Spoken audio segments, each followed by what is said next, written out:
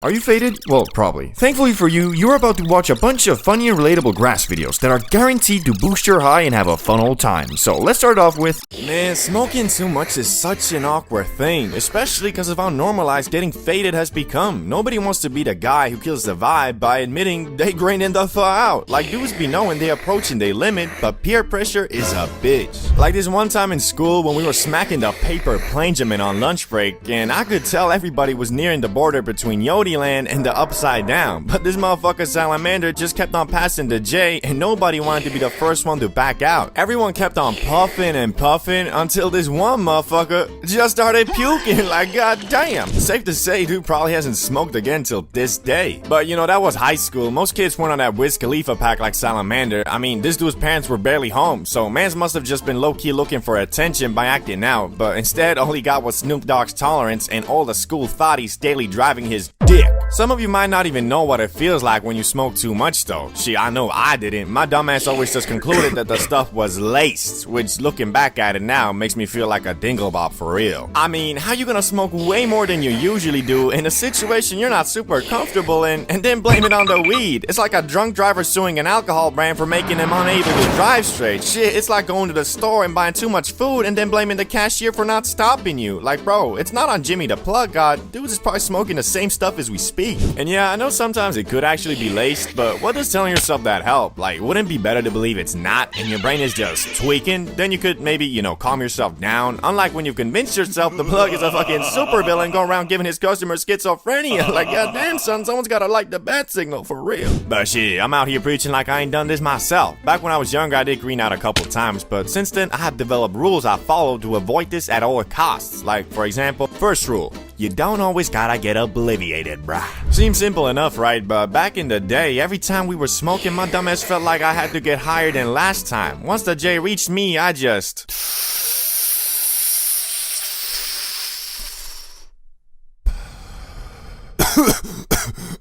Thanks, bro. You guys got another one? Bro. No. There's just some basic etiquette too, like everybody wanna get faded equally, but one thing with smokers is they're usually always chill and peaceful, so when you start hogging a spliff, rarely is somebody gonna forcefully take that shit from you. Just next time when you pull up, they'll bag your ass, pistol whip you, throw you in the trunk, and bury you alive next to Mr. Beast. That video would probably have to be on Rumble though. But point is, you don't always gotta be the highest in the room. Second rule, accept your limits. This is low-key the most important and the most difficult, but you might be thinking something like, don't you mean know your limits? No, I don't, bro. Cause I bet most y'all know them. Just when you be watching Fulcrum smacking the Benjamin like that bitch be only containing O2, you get a false understanding on how much mofos be actually smoking. Cause you can always do more, but what you can't do is forcefully remove the THC from your system and get less high. So don't be a victim of peer pressure just cause you wanna be cool, fool. But these rules don't mean shit if you don't factor in where you are and what you're doing. Which leads me to the day that made me come up with these rules. The time in my young life when I smoked so much in the wrong place, I was goddamn obliviated. Shit, I smoked so much I had less dialogue options than an Oblivion NPC. The first time I got high outside the comfort of me or a friend's crib, it was the usual business. We were chilling with the gremlins, me, Salamander, and Ricky, smoking up, talking about how we don't fall with school and how we finna make it out the hood. You know, the usual Gen Z shit. When Salamander, being the thotty magnet he was, got a text from one of his female companions inviting to what this motherfucker claimed to be a chill hangout spot. Although I do trust the homies, knowing Salamander's track record, I was a bit sus, cause I seen the places this dude hangs out at. I'll be waking up at the middle of the night to take a piss, then check the snap only to see dudes partying at some straight up trap house bugging off fucking ketamine. Okay, can't say that on YouTube, but let's just say it wasn't weed. Anyway, you know the drill. I don't wanna go, Salamander uses his 99 speech, convinces Ricky, now it's a 2v1, and I fold. Epic victory royale. But I agreed only under the condition that none of us drink nor do anything else but smoke the Lord's loud, because it was a motherfucking Thursday after all, so I wasn't trying to pull up to school smelling like a bum, acting like a depressed middle-aged man from The Hangover. Looking back at it though, that was probably the wrong call, cause, well, you'll see. So we're walking to the crib and Salamander lights up this comically big J that he rolled back at his place with a week's supply. While we're almost finished puffing and on the edge of obliviation, I see this super dope house that seems to be having a party, so I excitedly asked Salamander, Yo, is that the spot? Bro, okay, that place does seem pretty dope. Oh yeah, that's the spot. Glad you fought with it. Some people are kinda put off by it from the initial appearance. Anyway, let's just go in. Yeah, it looks pretty cool. You first though. Where are you going? What do you mean? The crib, bro. Leave it to Salamander to have you walk through an amazing street filled with beautiful houses and lead you to the only one that looks like Shrek's vacation home. To add to it, me and Ricky were quite frankly bugging. But as I mentioned in the previous rules, that's not always a good thing, especially when you're preparing to go into a house where your brain has calculated a 50-50 chance of being stabbed in the gut by a freaking tweaker with a kitchen knife. In my head, I was thinking, well, hoping for the saying, don't judge a book by its cover to be the case here. But oh boy, I should have judged the goddamn book by its cover and dashed off like Prime Usain Bolt. Cause what we were dealing with was in every sense of the word except not containing any of the actual substance, I think, a crack house. These people were blasting some of the most disgusting music I've ever heard. Shit sounding like the noise a speaker makes when you fiddle with the aux cord. And because I was high, that set the whole tone of my experience there. And shit, I did not know Salamander hanged out with vampires. Most of the dudes there were looking what you would imagine the local bum to be when he was young. I was in total shock. My teenage brain could not comprehend the degeneracy, the idiocy, the overall lack of humanity in that house. And it's not like I didn't try to have fun, but our highness did not mix with whatever the fuck these guys were on. At some point, I saw him pull out a vodka bottle, and they drank the whole thing in 5 minutes dry, straight from the bottle, like they were trying to speedrun liver failure. I attempted to conversate with some of them, but to no avail. I mean, what did I expect though? A drunk person usually isn't on the same wavelength as a high person, combined with the fact these dudes probably just got done sacrificing a goat to bring forth the Antichrist. I was starting to tweak the fuck out. Well, not tweak, I guess. Me and Ricky did have some fun by just bantering about how messed up of a place we had found ourselves in. All of this didn't seem to affect Salamander though, as we spotted him rizzing up a girl we assumed was the one that invited him, but we were wrong in that assessment because 5 minutes later the girl who actually invited him saw it, went up to him, yelled at him, and then slapped that man so hard it made him rethink his whole damn life. Cause as we were laughing at what had happened, he walked straight towards us and said, "Man, you guys want to do some ketamine?" Nah, he actually told us that this was probably a bad idea and that he's ready to leave if we are. Good thing too, cause if that girl hadn't slapped some sense into him, Salamander might have gone on to do the thing I mentioned like 3 times in this video. So anyway, we went back home at like 2 AM or something, put on some WWE on the TV, prepared to gleep, and got obliviated. Doesn't go much further than that.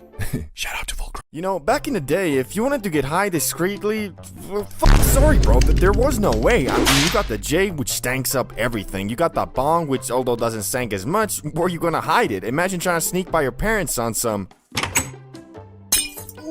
What you doing dropping shit at a time like this, boy?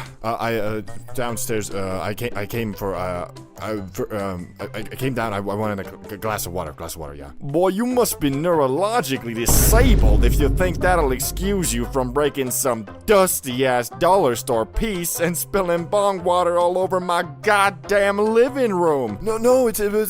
Here, take a smack of this shit. It'll get you proper, boy. Well, that sounds like a pretty fun... Anyway, point is, you're not gonna be hiding that shit for long. Only real option you had was the pipe. But bro, at that point, you sacrificing everything you got for one high. Like, I swear, the pipe is the last way anybody in their right mind wants to get faded. Every time I hit it, it's like my lungs and throat revert back to factory settings, like I ain't never inhaled anything besides O2 before. Basically, by smacking the pipe, you're hurting your lungs and throat to the point it kind of fucks up the first 30 minutes of your high. And that's exactly why when the first Benjamin was invented by the scientists at Yodiland, it changed the game, bruh. Never before could you get obliterated on the go regardless of where you were or what you were doing. And thanks to that, getting high has become so damn easy, you got motherfuckers making obliteration their normal state. Never before could someone do anything even remotely sus and you could just assume they were fucking high. My man had sunglasses on for no reason, faded. Dude was staring somewhere for a bit too long, obliterated. Dude went to White Castle for a culinary experience. Well, That motherfucker's just weird. Goddamn cafeteria food. And you can forget about gas stations and fast food places. I mean, at this point, it's like damn near mandatory to be blasted on the job. And I got nothing against that, just since 90% of the time I find myself at 7-Eleven, I'm fried too, and the motherfucker that's supposed to be helping me is trying to scan my items with his damn iPhone. Nah, but for real, the pace that these fried motherfuckers work at is fine when your brain is running at the same low frequency, but if you're in a rush, it'll take damn near every ounce of mental strength you got to stop yourself from forcing a damn self-checkout. Would you like a bag with that, sir? Fuck no, here's the money, just give me my shit. But don't get me wrong, I got nothing against a good old Benjamin. There really ain't a better on-the-go, fast and easy way to get faded. Unfortunately, I didn't go to college and kinda cheated my way through high school too, so the 15 or so brain cells I was able to develop that keep me from losing and forgetting shit turned into, well, basically zero. And for that reason, I've already lost 2 of them. One of them slipped out my pocket while I was at the movies, and I'm pretty sure some teenagers stole it, cause after the film, when I was looking for it with my flashlight and shit, these motherfuckers were giggling in the back, looking at me like I was a damn circus clown. Coupled with the fact I was fried as fuck, I was fighting my tears, dog. I just got robbed by some damn teens, and I can't even do shit, cause it was illegal to even bring it in there. Second one I lost in a very similar manner. As I was getting out my Uber going back home, my sweatpants did me dirty and flinged that fucker out as I was standing up. Took me 2 minutes to realize, and when I did, my Uber driver was probably already hitting that shit, cause when I called him back to ask for it, he said, Let me check. It seems that you only left me a $1 tip. Sorry, I couldn't find it. And that one hurt the most because that was the first pen I ever had and the one I used for my first Benjamin adventure, which my first time was, well, by far the highest I have ever been in my life. I'm talking freaky, I'm talking third person. Shit, it was the first time in years I truly greened the thaw out. For you see, normal weed or bud is just that, normal. So the strength of it is confined in the realms of reality, unless you know it, it's moon rock. Anyway, the biggest difference between smacking a pen versus, let's say, a J is that the pen doesn't have normal bud in it. It has concentrate, which if you're unaware like I was, is about 10 to 20 times stronger than bud. Knowing that, the best way to get faded off the pen is by just taking small rips to avoid getting sent into the goddamn shadow realm. For example, the YouTuber Damien Luck 925 is very well known for taking multiple blinkers, which is the biggest hit you can take, outside in social situations, most notably in random classrooms, like it's nothing. So me being at my USA Airbnb alone in the confines of my living room, thought to myself, okay, so it looks like the basic hit I should do at least is 1 blinker, but probably more. Yet what was waiting for me on the other side of Blinker City was something I was not prepared for. Something unholy. The voices. I'll never forget the horrible things they were whispering. They made me almost delete my YouTube channel. Anyway, it started with me ordering a 1-gram pen off of Weed Amazon, and it arrived the very next day in a beat-up Cadillac with a delivery man who, from the looks of it, tests out every product he delivers just, to make sure the quality is there. Yo, bro, you're here for the weed, right? You got the cash? Yeah, I ordered through your website, though. It should be paid for already. Yeah, I forgot I'd take online orders now, too. Anyway, here's the stuff, bro. I trust you. Hey, thanks, bro. Have a good one. You too, man.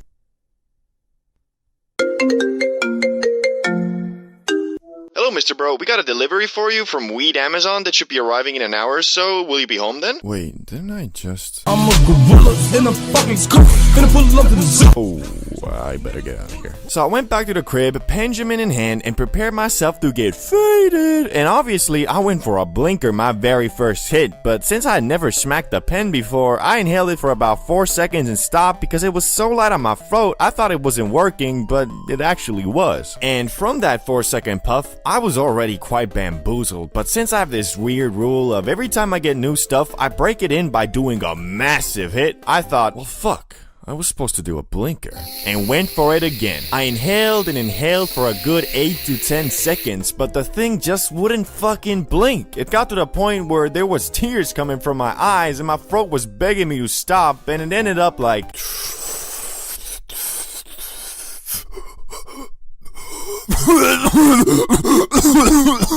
I had made a grave mistake. I was so fucking high, I felt my soul leave my body. I was so high, I forgot I was even high. But it was just the beginning, cause over the next 10 minutes, I just kept on getting more faded, and the demons in my head kept on getting louder and louder. But if you know me, I kinda refused to green out, so I just kept on doing random shit like reading the ingredients list off my bag of M&Ms, reading the comments on my videos. Change that dark glow. Do things has changed career. Imagine how being another YouTuber. Kill yourself! Was not doing good. I was keeping a strong facade, but inside there was a war going on. I was feeling like Naruto with the 9 tails, only instead of an all-powerful destructive force talking to me, I was just really fucking high. Anyway, so yeah, I was grading out, which hadn't happened to me in years, and I concluded that because the voice of reason was completely being outspoken by the voice of tweaking. The good news is though, the hype from the Benjamin doesn't last too long, and in about 1 to 2 hours, I had started coming down, but at that point, I was already crawled up in my bed, scrolling endlessly on my phone, until I finally reached a state where I felt good enough to come out of emergency mode and order some food and ate myself into a food coma. So I learned, well, firstly, that motherfucker Fulcrum is actually insane, or his tolerance is just something else, bro, and that the Benjamin is best enjoyed in puffs of 3 to 5 seconds and not blinkers. Substance addiction is a very scary thing. Well, it depends. A dude who's addicted to ashwagandha ain't gonna be on the same level of desperation as a motherfucking crackhead, but nevertheless, both them dudes still addicted. Only difference is one is willing to lie, rob, manipulate, and destroy all his relationships just to get one more smack of that sweet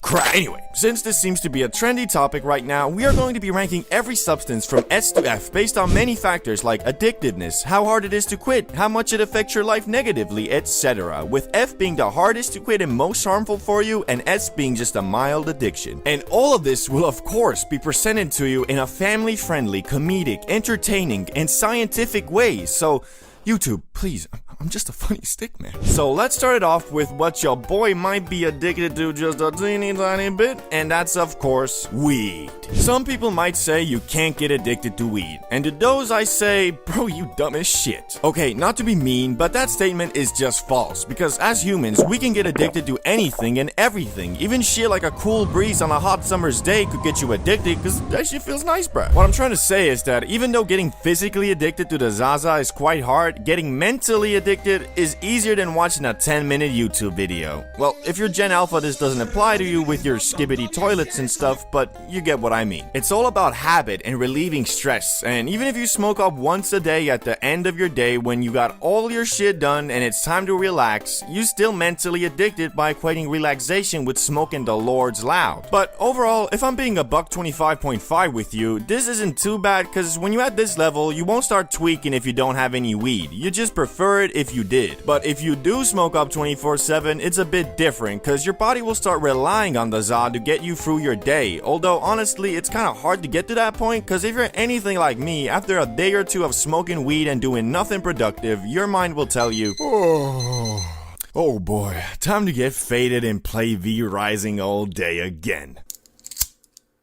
Bro, what the fuck is you doing? You really finna wake and bake again? You're broke, and you look like a damn bum. Man, I swear, you wake and bake today too, and I'ma start giving you mad anxiety, bruh. Oh, okay, fine.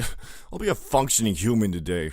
Total busk. So all in all, weed gets a B rating because of its mostly non-addictive nature and relative ease in which it is to quit for most people. Very much unlike fentanyl. Not much to say here. Smoke once, you dead, bro. Don't have to worry about quitting cause, well, you're dead. Oh, but if you do survive, your brain has now been chemically altered forever, so now all you want is the stuff. So if not instantly, you're dead in a week or two tops. Although I think some people have managed to quit, they'll probably just never be the same again. So complete F tier. Nah, actually fucking Z tier. Don't even think about it, bro. Crack. Now, before I researched into fentanyl, I thought this was like the pinnacle of addiction. I guess not, cause I saw this clip of some dude talking about how veteran crackheads who have been alive for decades and still smoking that shit be dead instantly instantly after taking a sniff of fentanyl. But even so, crack is F tier, cause just like fentanyl, it alters the chemistry of your brain, and now the pursuit of happiness turns into the pursuit of crack. Again, don't even think about it, bruh. Now let's tune back from the hardcore stuff in hopes that this video is still staying monetized, which seems more like a fantasy right now, but anyway. Caffeine, the wonder drug, a widely accepted and extensively researched substance that works by stimulating your body and increasing the activity in your brain and nervous system. Just drink too much of it and it'll have the exact opposite effect, leaving you super anxious and unable to work properly. Also, it is somewhat addictive, although quite controllable, but if you do drink the same amount of coffee or shotgun a Red Bull every day, pretty soon you'll discover that the Red Bull isn't really getting you going anymore. So now you need another, so you either get another, or you realize that this is a slippery slope and not drink that Red Bull for a day or two and your tolerance goes back to normal. I found the best way to manage your caffeine addiction is to only consume it when you feel like you're gonna need it for the day. What I mean by that is if you, let's say, work from Monday to Friday, then drink a coffee or two those days, but refrain from consuming caffeine on the weekends. That should give your mind and body enough time to reset your dependency without it even being that hard. There's also a bunch of research showing that 1 or 2 cups of coffee are actually good for you and can lower the likelihood of type 2 diabetes, heart disease, liver and endometrial cancers, Parkinson's disease, and depression. So yeah, bro, I mean, with the other shit on this list, I think it would be silly for me not to throw it at S tier. But do keep in mind, moderation is always key to what you consume, how you plan your time, how you live your life,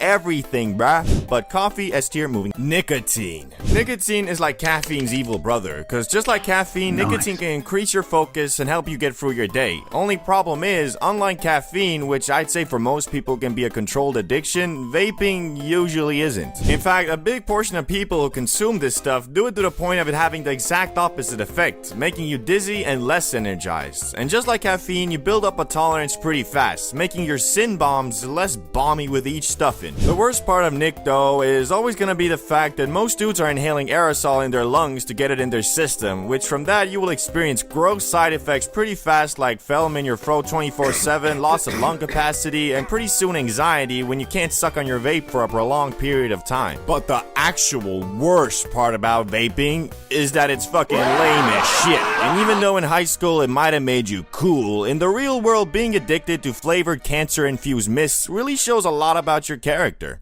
Character? What does that even mean? It means that if you're like really addicted to the point of vaping every day all the time with no plans on quitting, it indicates that you're a mentally weak person, because at that point you sound like a ghoul from Fallout, run out of breath from walking up a flight of stairs, and you're constantly spitting shit from your mouth, aka you've turned into a gremlin, aka you're gonna be treated like a gremlin by people who aren't gremlins. If this is only something I've noticed, then so be it, but if I'm gonna keep it $1.50 with you, every single person I know who is heavily addicted to nicotine is not a very productive / successful person. But hey, that might just be me and my personal experience. So make sure to comment down below if you've noticed something similar or I'm just talking out my ass. We're gonna throw nicotine at E tier just cause, well, crack is on F tier and, well, it's not that bad. Now though, moving on to a more psychedelic world. Mushrooms. I'm not talking about culinary mushrooms or even the ones Mario uses to grow bigger. I'm talking about the mushroom Luigi collects and saves at the beginning levels for when after the game is over to get on Rainbow Road, if you know what I'm saying. Psychedelics overall are not super addictive though, cause if you've ever been on a trip from these things, you know that shit is exhausting as shit. I mean, for real, after my heroic journey, I felt like my brain had gone through a month's worth of thoughts in one 5-hour session, leaving me completely mentally drained. But that doesn't mean mushrooms aren't addictive at all, because although not physically addictive, just like weed, mushrooms can be mentally addictive, cause when you're tripping, you feel like you're in this secret dimension of being, which gives you a sense of belonging and makes you feel special. And that feeling can be addictive, especially if you're not very happy with your current situation in your normal life. They can be used as an escape, kinda like Alice in Wonderland, but unlike more natural escapes like TV shows, video games, and movies, mushrooms leave your brain drained and confused. That's also the reason why if you go to a smart shop in Amsterdam, they always tell you to take at least a 4 to 5 day break in between mushroom trips. Firstly, because of the aforementioned mentally draining effect they have, but also because your body builds up a tolerance extremely fast to psilocybin, the chemical found in magic mushrooms. And if you bang multiple trips in a row, the effect will be much lighter, but also because of that, it'll feel less draining and therefore make it possible to take the stuff daily. And if you do, you can get a bit disassociated from your normal existence and therefore build up a bit of an addiction to mushroom land. All that being said, magic mushrooms are one of the only substances on this list that have been proven to have therapeutic uses, like for example fighting your other addictions. I know from my personal experience when I banked a heroic dose, it made me think a lot about how much I consume things like weed and nicotine, and from that I was able to cut both those things down a bit, especially the nicotine. I also know of people microdosing this stuff and having positive effects, but me personally, I don't really believe that, because if you're taking them every day, you'll eventually start relying on them, and that kind of defeats the whole point of tripping once and carrying what you learn into your normal life, I think. Anyway, all in all, mushrooms gotta be B tier, because when you do get addicted to them, it can drastically mess up your life. It's just kinda hard to get to that point. The first high, a core memory, and whether you enjoyed it or not, doesn't really matter, because for 95% of people, their first time literally shapes their entire opinion on the grass. Almost everybody who isn't age 50 or over and says, "Weed is the work of the devil, and should be more illegal than even meth." Well, actually it is. The Za is Schedule 1 and meth is Schedule 2, so... Yeah, that's right. That's why I love America. Greatest damn country in the world. USA! USA! USA! Anyway, what I was saying was that most people who tweak their first time are put off by it for a while and shape into Za haters, and people who have fun their first time, believe it or not, don't all become mindless junkies who eat Little Caesars and watch SpongeBob all day. Rather, when asked their opinion on weed, they'll probably just say, My stomach turned into an endless void with an unquenchable hunger for anything edible, which was followed by a sleepiness so uncontrollable I passed out halfway into my 25th Twinkie. It was pretty fun. So obviously me, CBD bro, who runs an entire YouTube channel dedicated to the green plant, must have had the latter experience, right? Well, not really. As you see, when I was but a wee lad, uncontaminated by the forbidden fruits of the world like alcohol, nicotine, and yes, weed, always believed that alcohol makes you homeless, nicotine makes you a little bitch, and weed makes you lazy. Thinking that, I didn't want to waste not just my first high, but my very first time feeling anything besides normal on eating Doritos and watching Family Guy. Which, after turning 17, I decided it was about time I lost my substance virginity and planned to do so on Christmas dinner, where I was gonna let El Marijuana put its big, fat, thick, juicy, delicately rolled J in my mouth, but only after I had eaten, as I believed if my tummy was full, I wouldn't get the munchies and could instead contemplate the meaning of life my time high. And thankfully, I had an older brother who was more than willing to give me a puff or two from his Christmas dinner J for $4, the fucking cheapskate. So we went upstairs and started puffing, which Rezex was instantly bamboozled from the magic grass. Nice, it's not a dud. Now it's my turn. I grabbed the J and puffed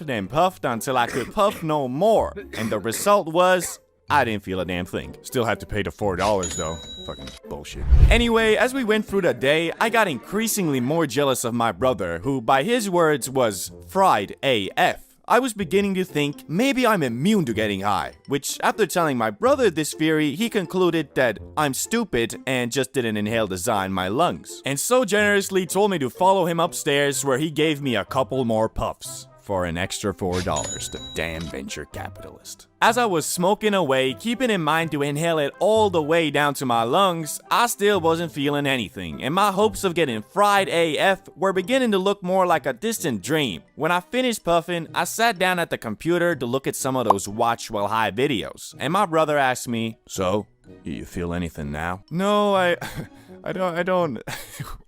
What's this weird I'm not sure. I don't know, seems to me you're fried like some Kentucky chicken, boy.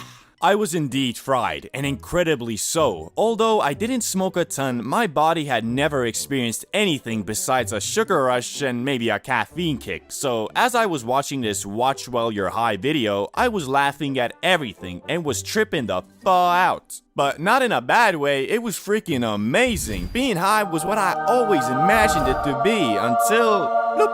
I'm sober again. Yeah, you heard right. My first high lasted like 30 seconds, and in an instant, I was back to normal, which I don't know why. Even to this day, when I tell people about this, nobody can relate because no one has experienced this phenomenon. But since I'm a scientist, I have developed a super duper concrete theory backed by quantum mechanics and the late great Stephen Hawking on my experience, and overall the reason why a lot of people who smoke their first time don't feel anything. I theorize that all humans have a natural block against foreign substances, a wall per se, and when an individual inhales za, the particles act kind of like micromissiles targeting your cannabinoid receptors. For the people whose defensive wall is strong enough, it will stop all perpetrators attempting to infiltrate your brain. But this wall isn't regeneratable, so if the micromissiles fail to get you fried at first, the next time they'll have an easier time against your already damaged wall of defense. Now, I bet you're thinking to yourself, this mofo been smoking too much of that Einstein pack. And to you, I say maybe, but also I have practical proof of this theory. I used to be a pro baller, and one day me and a couple hooper friends who all have great immune systems and therefore probably good za defensive walls decided to smoke up, and to my buddies, it was their first time. Once we lit the J and passed it around, I made sure to tell everybody to inhale the smoke in their lungs, which I'm pretty sure they all did, but still, I was the only one who got high, cause it wasn't my first time. But when I smoked up with some of my non-athlete first-timer friends, they all got high like normal. So, conclusion, defensive saw wall is a real thing and I stand by my theory. Anyway, although that was my first time feeling high, I wouldn't call it my first high because it only lasted for half a minute. My first real high experience was something even more memorable and etched to my brain until I die. A couple weeks after the last incident, me and Riz X decided it was about damn time I actually felt the true love and touch of the Mary Jane. And this time, instead of having only scraps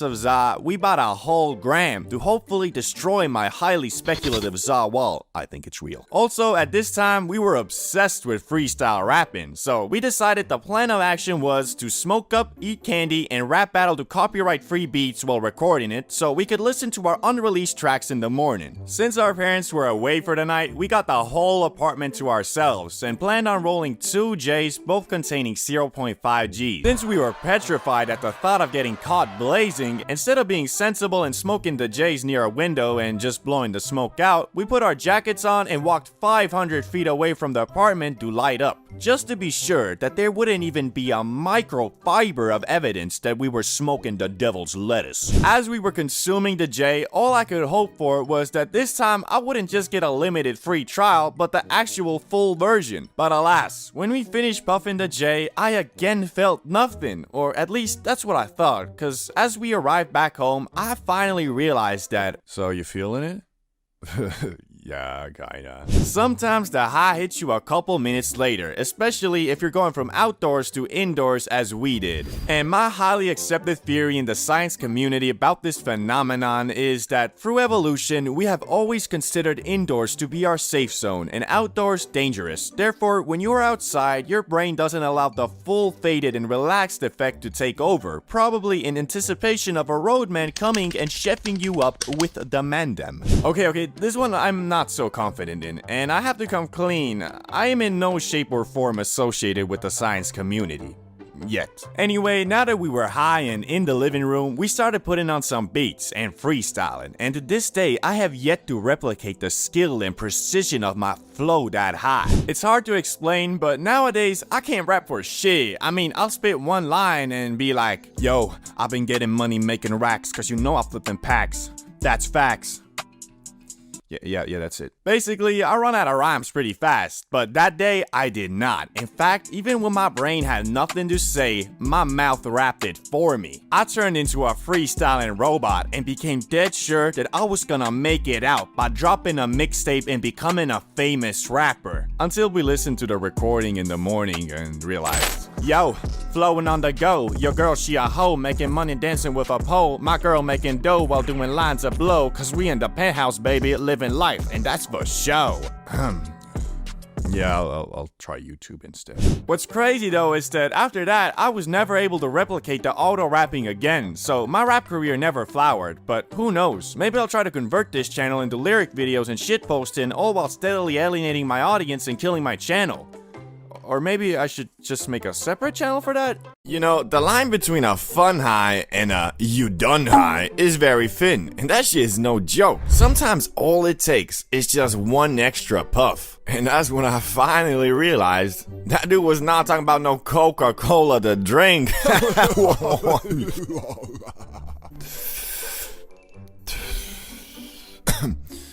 Wait, but I did buy this weed from him. I wonder if... No, wait, it can't be. Everybody stop right now! I think we're all smoking crack!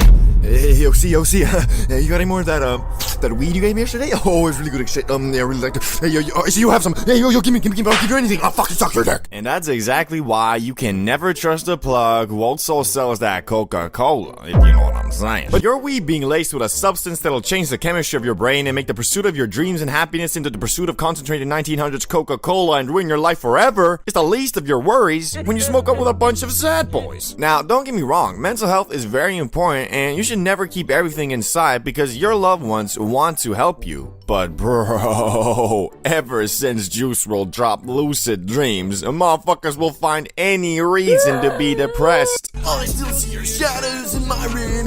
Can't take back the love that I gave you. Yo, what's going on with you, bro? Like, you've been acting really sad as of late. You wouldn't understand. I'm depressed. There's just no point to anything. Wait, but you weren't depressed 2 days ago. Oh, you're on a sad boy phase. Sad boy? No! Oh, fuck, I guess I am. Yeah, bro, how about we go to Salamander's place, get obliterated, and play some Super Smash Bros. Instead of whatever the fuck you're doing here? Yeah, what am I doing here? Yeah, let's just get out of here. 1 hour later. So, Ricky, you still sad? Nah, I'm having a blast. Wait, but you were saying something about, like, someone's shadows you were still seeing in your room? I don't want to talk about that. And that's the story of how we were able to stop Ricky from becoming a full-time sad boy, just in the nick of time. But besides almost losing a friend to the song Sad! Exclamation point, there have been 2 extremely scary highs I have gone through. One was instigated by the po-po, man, fuck the police! And the other was from the fear of losing my life. Let me set the scene for you. I'm in high school and I've smoked maybe 3 or 4 times ever, but the last time I did was months ago, so my tolerance was damn near at the level of smelling some grass and getting faded. Anyway, so I had a couple friends who have been asking me relentlessly to get some and get faded because they didn't know any plugs and really wanted to try it. So one weekend I decided to finally fulfill their request and hit up my homie Salamander and acquired the exotic. The weekend came and we found ourselves in my dorm room rolling a J, which, well, I had rolled it and it took me a while because my stats were low AF. Basically, I was out there trying to pick an expert level lock with 0 points in perception, dog. After going through 20 papers, the abomination was ready though, so we went deep into the local park and sparked it. Barely, because that shit had almost 0 airflow. I had to relight the damn thing after every puff. Yet that was definitely not even close to the worst part, because these motherfuckers who were begging me to get the Zon in the first place were scared shitless to get high, so I ended up smoking like 80% of the J myself, leaving me absolutely zoinked in a group where nobody else wasn't. So you can imagine I was feeling pretty betrayed, and also a bit scared, because if you've ever been obliterated in a group where no one else is, you know that you feel kind of like an alien abandoned by your comrades in a hostile planet, and that feeling was amplified by the fact that these friends of mine were kind of dickheads. Because after puffing down the J, we went to the local gas station to get some munchies, and of course I was fiending for some trans fat, so I asked them if they could go in there and bring me the stuff I wanted, and I'd of course pay them back. Pretty reasonable and easy, right? Being that I was the only one who was blasted and scared of getting caught. I guess fucking not, because these pussios who didn't even inhale the fucking weed told me that they wouldn't bring me anything if I didn't come in, which, I mean, these days I wouldn't mind, but I was like 17, and it was a Friday night, the prime time for cop patrol, so I had no choice and went in there tweaking out of my mind like... Oh, fuck, this place is full. Shit. Wait, it feels like they're all staring at me. No, I think I'm just high. Okay, let's just get out of here. I'm not gonna order anything. Okay, fine. Go to the corner. Hey, yo, bro, I'm gonna just take some chips and candy, okay? And can you give me the car keys so I can just wait it out in the car while you guys wait for your food? Yeah? No. What? Why? I'm not even gonna turn it on, bro. Cause, bro, I got an announcement to make. this motherfucker high as. Bro, shut the fuck up. That ain't funny. Unbake this fall, you pussy. Okay, but yeah, you're not getting the keys. So basically, these scumbags just decided to torture me, and because I had to wait for their food anyway, I went to order some too, and as I was doing so, 3 girls from my school approached me at the counter and were like, yeah, I'll have a dog. Hey, see, haven't you guys smoked some weed, yeah? Well, no, I'll have the dumplings, yeah. But yeah, we definitely didn't. We're all super duper sober bober. Yeah, you did. Dwayne said so.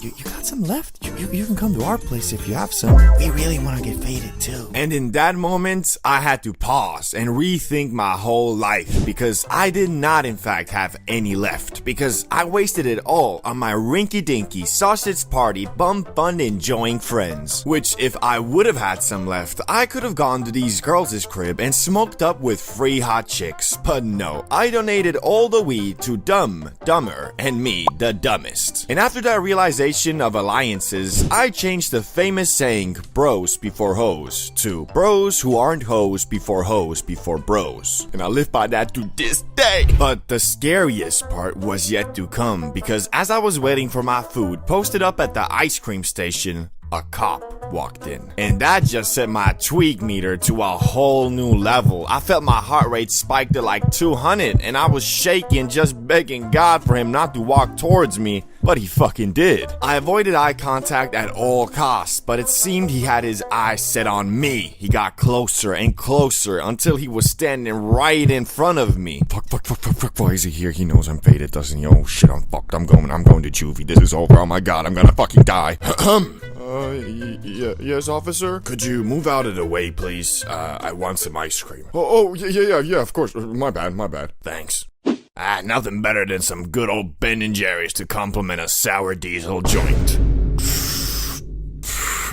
Shit, fucking fire. Okay, the last part maybe didn't happen, okay? Anyway, the build-up, the weed, the cop, everything combined gave me some of the worst anxiety I've ever had, but the relief when he just wanted some ice cream was equally amazing. I had gotten away from this horrid situation, and once we got our food, we went to a hangout spot where I got really cold and tweaked again. Overall, I'd rate the high a 7 out of 10 just because it was eventful and I got a nice adrenaline dump, but it would have been a damn 9.5 if your boy could have gone to the girl's crib and got faded with some hot females instead of my pussy friends, goddamn. Greening out or getting too high is the worst thing that can happen when inhaling that freshly cut grass. If you have a sudden emergency or miscalculate the size of the portion, things can turn south real quick. One moment, you're chilling in your room having the time of your life playing Minecraft or some shit. Next thing you know, the green forcefully teleports your brain into a realm filled with the demons of your nightmares. And once the grass pushes you over that border, it ain't no easy task to get back to Yodi land. But not to worry, for D who masters the green out, masters the universe.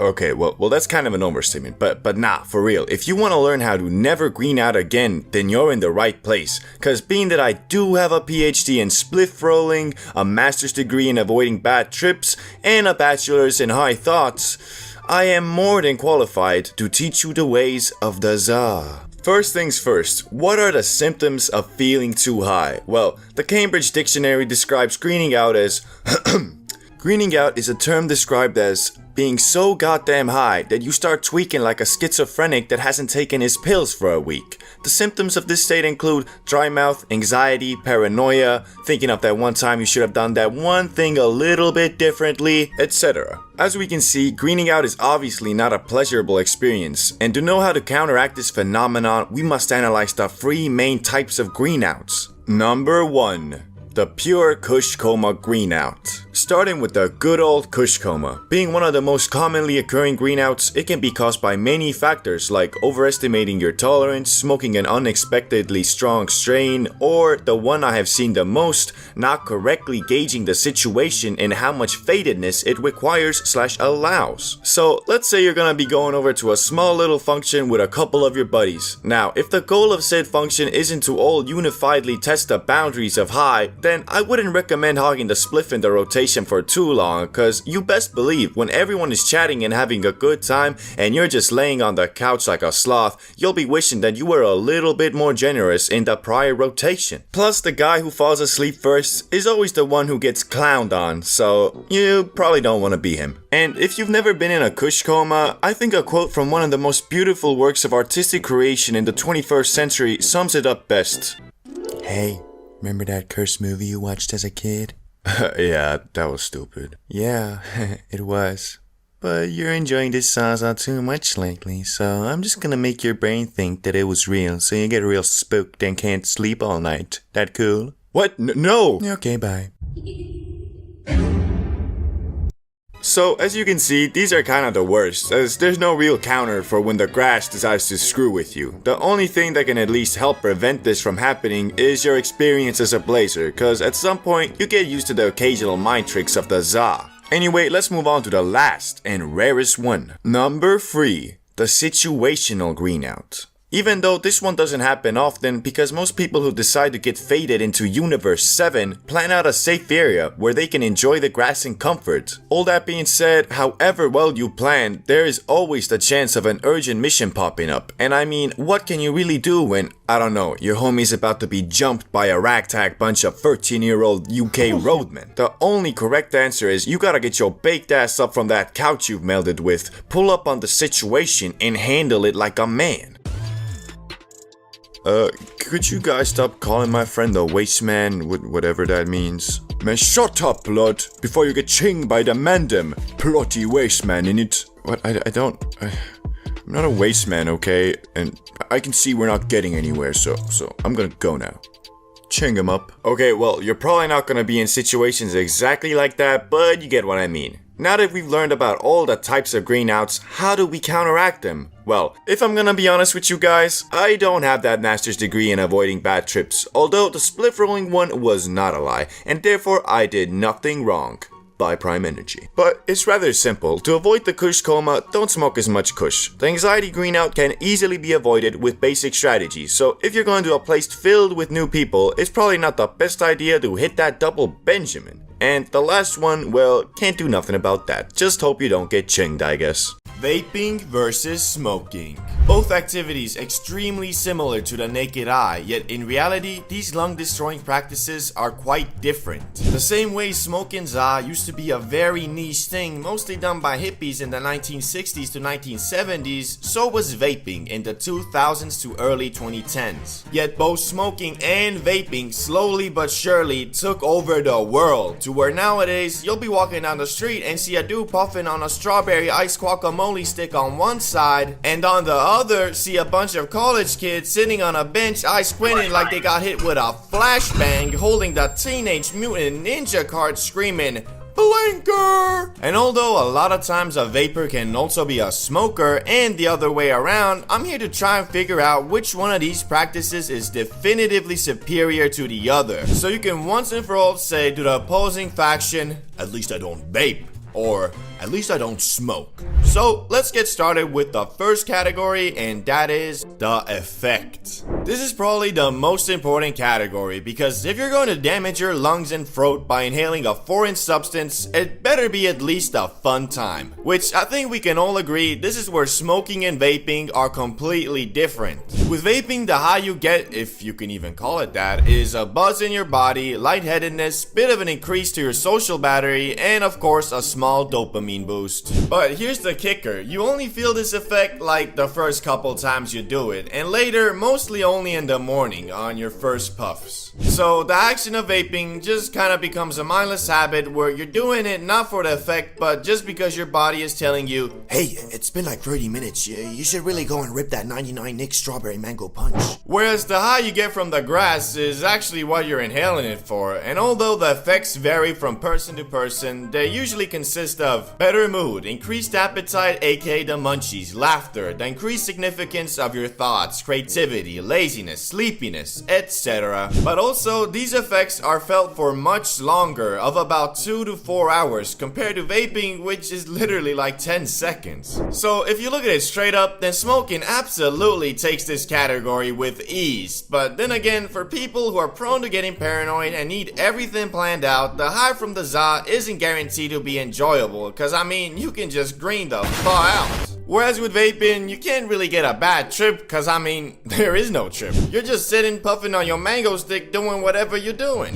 But all in all, I'ma still go with the za on this one. So 1-0 smoking. Now let's look at the cost. Whether you want to inhale Chinese sweatshop chemicals that taste like strawberries or the devil's lettuce, it's gonna cost you. But the question is, which one is more expensive at every level of consumption? Well, let's look at it. Level 1 for vapors would be you just buy a dispo every week or so, which comes out to about $20 to $40 a month. And level 1 for smokers, I'd say it's about the same if you just blaze up on the weekends. So far, they're tight on cost, but now if you move up to level 2, which I think for vaping, it now indicates you're addicted and spending anywhere between $80 to $100 on dispos a month. For the za, level 2 would be smoking up once or twice every night at the end of your day, which although you're technically smoking every day, I don't think you'll be spending more than $100 a month. So looks like smoking is edging it out. Well, that's until the next level, where most vapors probably buy themselves a box mod, which is the equivalent of buying a car instead of taking a taxi everywhere. And on the other end, here's where smoking za can get a bit more expensive. At level 3, you blazing 24/7, and you're high not just at the nighttime when you're done with your day, but also when you're going through your day. And because of that, your tolerance has gone up a lot, to the point you having to spend over $200 a month just to continue your za smoking, which don't let it get that far. Please, it's really not worth it. And at level 3 vaping, because you can just get a box mod eco nick machine, your costs ain't really go up that much. Shit, it might have even gone down. So basically, at the higher echelon of being a nick fiend, it's much cheaper than being a 24/7 high stoner, which would mean vaping wins, right? Well, technically yeah, but to be honest, is it really a good thing you can puff on your lung cancer strawberry ice machine for so cheap? I don't think so, and honestly, I'm kinda happy about how if you smoke up 24/7, your tolerance will evolve to a point you have to drop a bag every month just to keep up with your dependency. That being said, I'ma have to leave it at a tie here. 2-1 smoking grass. Now it's time for addictiveness. I think this one's a no-brainer. Nicotine is obviously more addictive, right? Well, yeah, but there are some more aspects to this comparison, like the fact even if you're completely addicted to Nick, you can go about your everyday life just the same, cause it doesn't make you slower mentally, nor lazy, nor paranoid. It's just slowly but surely giving you lung cancer. But with za, if you really start abusing that shit, it'll affect your everyday life, cause it can lower motivation, make you less driven, slower mentally, and hazy. But all of that is only if you let yourself get that far, which is much harder than with Nick. Cause the za is just less addictive than the mango stick, meaning with vaping it can literally take just one puff to get you hooked, but with the za it's more like an experience. So although you might have a great time your first high, you won't be in the school bathrooms the next day like, Yo, you think you can give me a couple puffs off that? Haven't hit anything in hours. Really? Give me that! okay, it's not that bad, but be wary. Nicotine fiends, they'll do anything for a puff off that elf bar. For real. Anyway, this point goes to the grass yet again because of its much less addictive nature. 3-1 smoking. But maybe this next category will ignite a comeback for vaping. Availability. Nick sticks are sold everywhere, from gas stations to smoke shops to shit, some grocery stores. And on the other hand, the Zaza, if you're in the United States, where let's be honest, you probably are, you can get them at dispensaries or your local Pablo Escobar, the plug. Which unfortunately, dispensaries are more of a luxury that only legal state citizens in the US are afforded, and for the rest of us, we have to deal with the lawless, sometimes sleazy creatures called plugs. I mean, for real, why the fuck do I, a law-abiding citizen, have to deal with criminals on a weekly basis just because I wanna relax and eat some double-stuffed Oreos on a Friday night? But if I wanna get shit-faced drunk and go outside with the homies committing 3 counts of disrupting the peace, 4 counts of destruction of public property, and 58 counts of Yo, what's that guy looking at? He got a problem? then that's totally fine. So I think we can all agree vaping takes this one. Free too. Now time for a category which will either tie it up or secure the major take W for smoking, and that is the community. Vape Nation versus yeah man. Or at least that's the stereotype. In reality, it ain't really like that. Although from my experience, vapors are more extroverted because they're always vaping in a circle in the damn bathroom, chit-chatting about their flavors. And smokers are more introverted and chill, who would rather sit down and play some modded Minecraft with the homies than go to the club. Oh, and if you're looking for a place where you can find more people like that, then why not join the CBD Bro Discord? We also just hit 5k members, so join the revolution, the weed revolution. Anyway, this could be biased because I'm a smoker myself, but I personally think the Zaza community is better than the vaping. Although I really don't like grass NPCs who make the Za their whole personality, these dudes are pretty easily spottable and avoidable. But I mean, vapors got the same thing. Imagine standing in a circle, everybody puffing on their dispo, and then some dude pulls out the Vaporizer Ultra 3000i Max, fully equipped with 8 flavors, a touchscreen, Wi-Fi, and Bluetooth capability. I think the exact same thing that I do with grass NPCs. That's a bit too much, man. Anyway, 4-2. Smoking wins. Drinking versus smoking. Both activities resulting in an altered state of mind, but that's really about where the similarities end, because as we know, in many ways, the effects of these substances are basically exact opposites. So if you put a drunk man and a high man in the same situation, for example walking down a busy street, the high man will most likely keep his head down, avoiding eye contact, observing his surroundings, and minding his own business, all while being as low-key as possible. While the drunk man, on the other hand, will probably make eye contact with everyone, all while stumbling around, bumping into trash cans and shit, while having zero idea where he is or where he is even going. Obviously, it also depends on the person and how they react to the effects of these substances. But hey, that's what we're here for, to discover the positives and negatives of both and try to make an unbiased decision on which of these substances is better. And we obviously gotta start with the most important category, and that is the effect. You ever seen a dude faded beyond belief, hanging out and having a fun time with a dude that's drunk as fuck? The answer is probably no, because as I said earlier, the personalities of the two substances just don't mix very well. Being high is a combination of overanalyzing every thought you have and really going deep into your inner 10-year-old, which means laughing uncontrollably at a TikTok your homie sent you one moment and then the next remembering that we're all really just chunks of matter roaming an endlessly expanding universe without no clear purpose except enjoying your time alive. Ooh, funny cat video. And being drunk is the exact opposite in the way that instead of overanalyzing your decisions, you don't think about them at all. Shit, you're telling me if I did a backflip off that table right now, I'd impress all the hoes? Yeah, probably. You know how to do a backflip though? Just watch. Hey everybody, check this shit out. Shit. Bro, I thought you said you know how to do a backflip. I never said I knew how to. I just thought I'd pull it off somehow.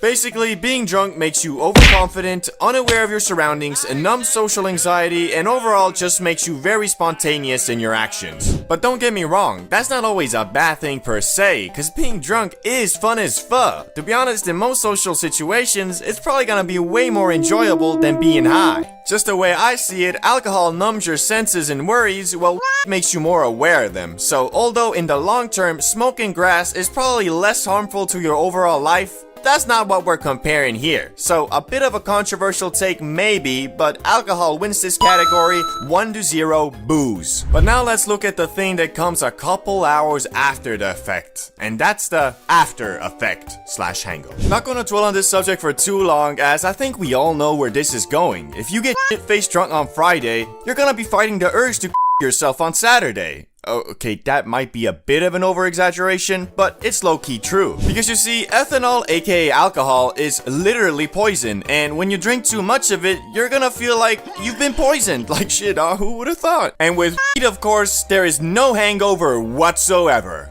Well, not really, because if you ever gotten absolutely annihilated to the point your body switches to autopilot before, then you know after waking up the next day, there is a high possibility you'll experience low energy, haziness, brain fog, and worst of all, the desire to get schmacked again in the morning so you can binge watch season 1 of SpongeBob and ignore all your goals and aspirations. But that is a lot better than feeling so awful that you become a devoted Christian overnight and start begging God for mercy. My head hurts so bad. I know I haven't reached out in a while, God, but please end this suffering, and I promise I'll never drink again. Hey bro, wanna go to Lucy's place today? Everybody's coming. It's supposed to be a crazy party.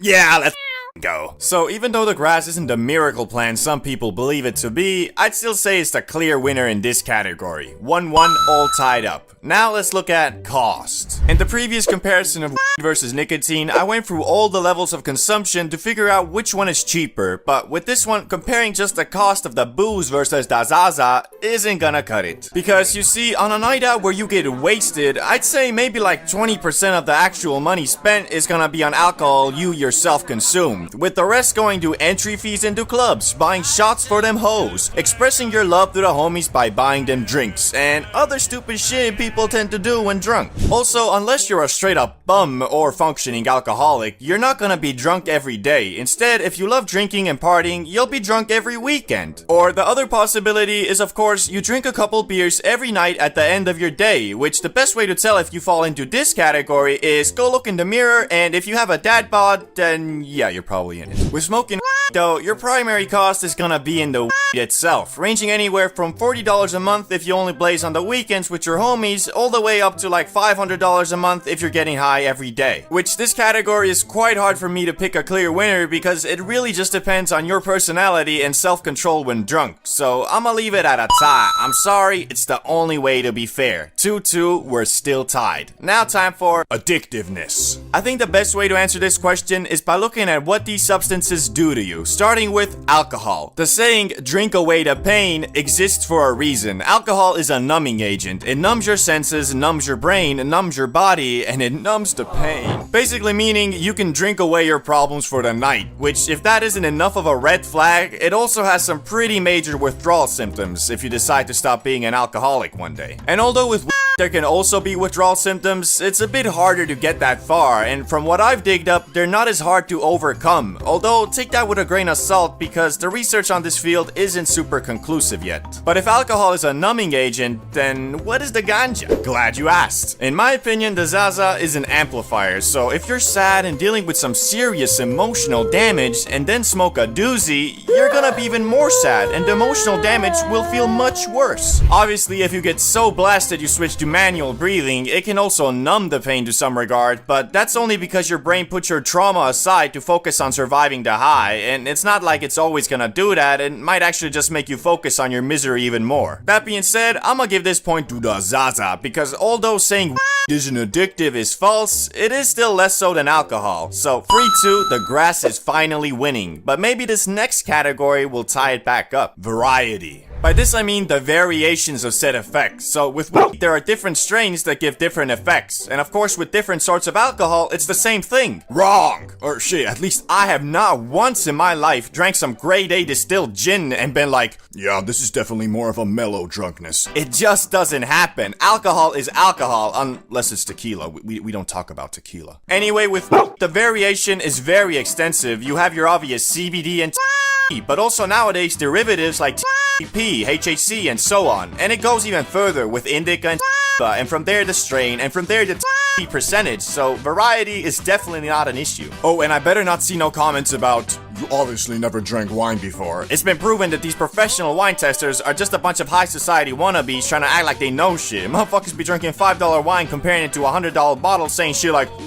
This definitely has more of a floral and zesty taste to it. Like, what the f does that even mean? It tastes like wine. God damn, bro, just chill. Anyway, for 2 does. Mary Jane still undefeated. 10,000 BC, a group of cavemen in the Oki Islands of Japan needed some warmth and wanted to start a fire when they discovered a funny looking green plant, and either out of curiosity or desperation took it and inadvertently created history's first ever hotbox. Yet this early grass was not that loud that people be smoking today, because as we know, over the years the za has been scientifically and artificially cultivated to be much more concentrated in the high it gives. So although it is funny to think about a group of cavemen purposely starting a fire in a small shelter for the sole purpose of getting faded in a hoe, it is unlikely that it actually ever happened. Yet aside from this iffy recreational stint in Japan, hemp was first commonly used in the lands that are modern day Mongolia and China for more practical uses like eating it. Which, after saying that, you might be imagining something like this. Yo, what's up? How you doing? Had any fun with those new seeds I gave you? Yo,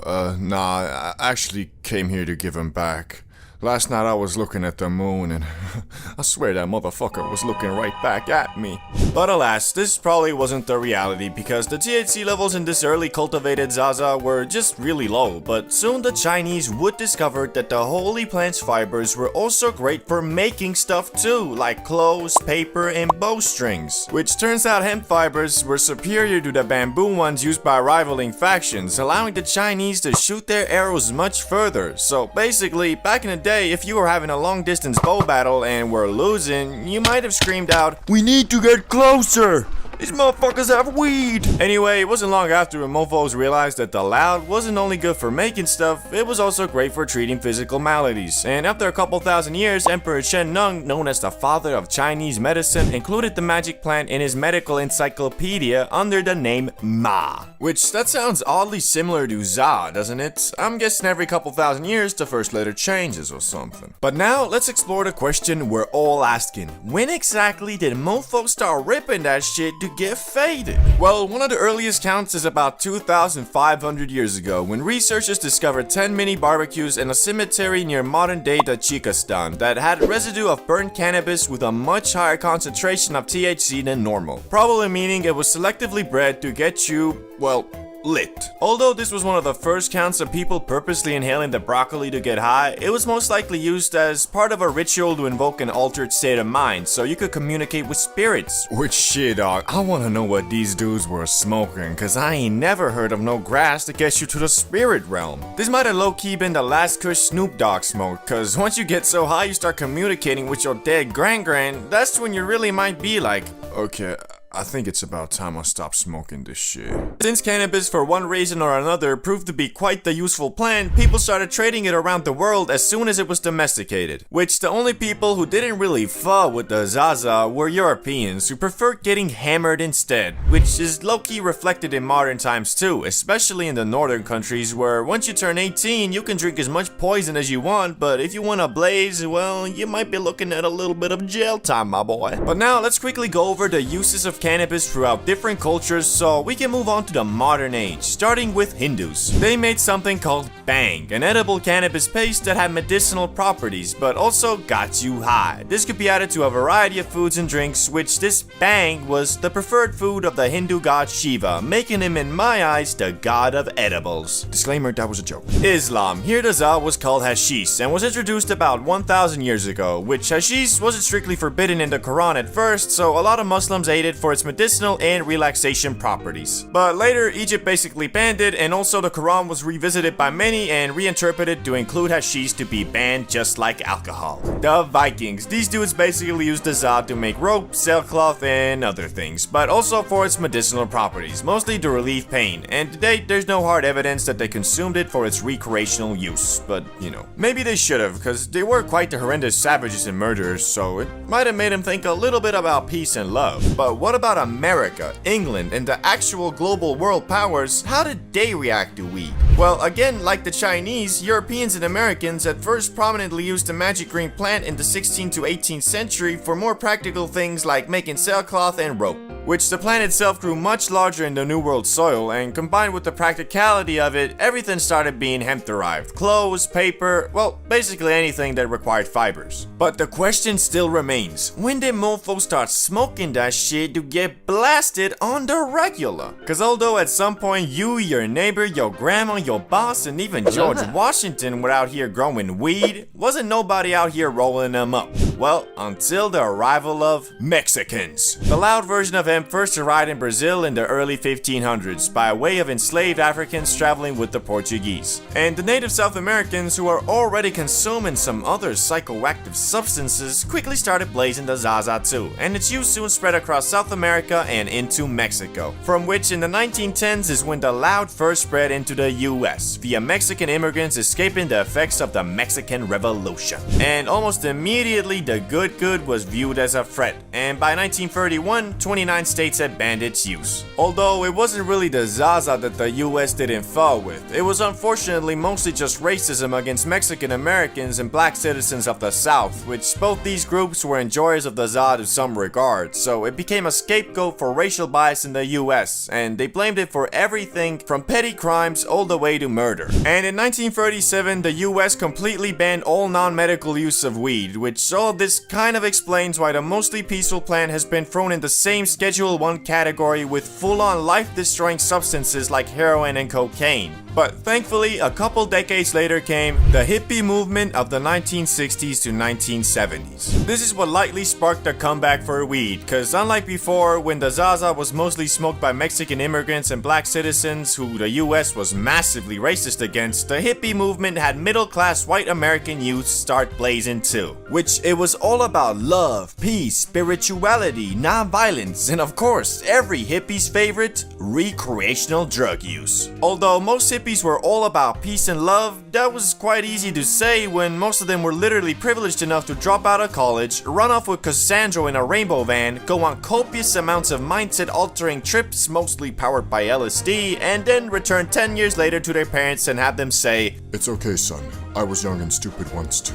Anyway, although the grass was still federally illegal, this didn't really do much, cause in 1976, 1 in 8 Americans over the age of 12 admitted to smoking it in the past 30 days. Hippies though were especially interested in cannabis, so much so they went on something called the Hippie Trail, which was basically an excursion by the youths of the world to go over to the Middle East and India, all while riding in magic buses and discovering new ways to get absolutely blasted, such as smoking the concentrated Zaza resin known as hash. But acquiring the Zaza would soon get much harder, because you see, most of it came from Mexico, so in 1969 the US started patrolling the border, and in 1975 they got even more aggressive and started spraying herbicide on Mexican wheat plants. And so good old supply and demand made grass prices skyrocket, which a lot of people started then growing the plant themselves in mini greenhouses, closets, bathtubs, storage units, basements, wherever they could. But then in 1982, Mr. Smarty Pants Ronald Reagan took it even a step further by encouraging the streamlined arrest of anyone in possession of an illegal substance, which was really dumb because most of the focus was on pot, all while crack, meth, and heroin were all still being transported and consumed on a regular basis. Even worse, this enforcement seemed to be racially motivated because despite plenty of traffickers and consumers being white, the majority of arrests were Latino and black youths, all while this bizarre over-focus on cannabis allowed the growing opioid epidemic to go unchecked. But thankfully, the US is slowly learning from their mistakes, where today 24 states have legalized the recreational use of marijuana. On top of that, the increased level of research on it has also found multiple medical use cases and can be prescribed to you by special doctors if seen fit. And although the Zaza is still federally illegal and a Schedule 1 drug, the overall perception of it has changed for the better, including in December 2022 when President Biden signed a bill to make it easier for researchers to obtain plants for their studies, which will hopefully accelerate the learning of positive and negative side effects of consuming the Za even further. But all that aside, the overall vibe towards the loud has gotten a lot more accepting, and these days more and more people view the smoking of the grass not as you being a junkie, but the same way as having a couple beers with the homies on a Friday night and watching some WWE.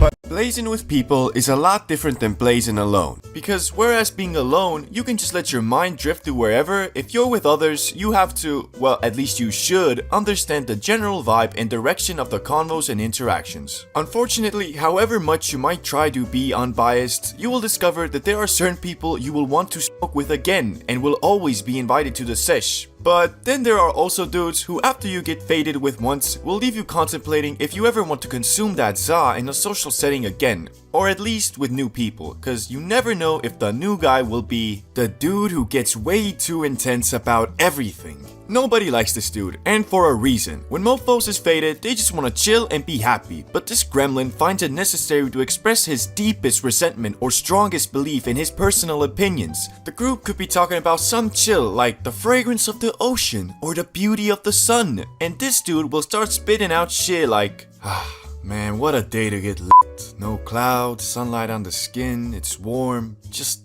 great. Yeah, man, you're right. What a time to be alive. You do know about global warming, right?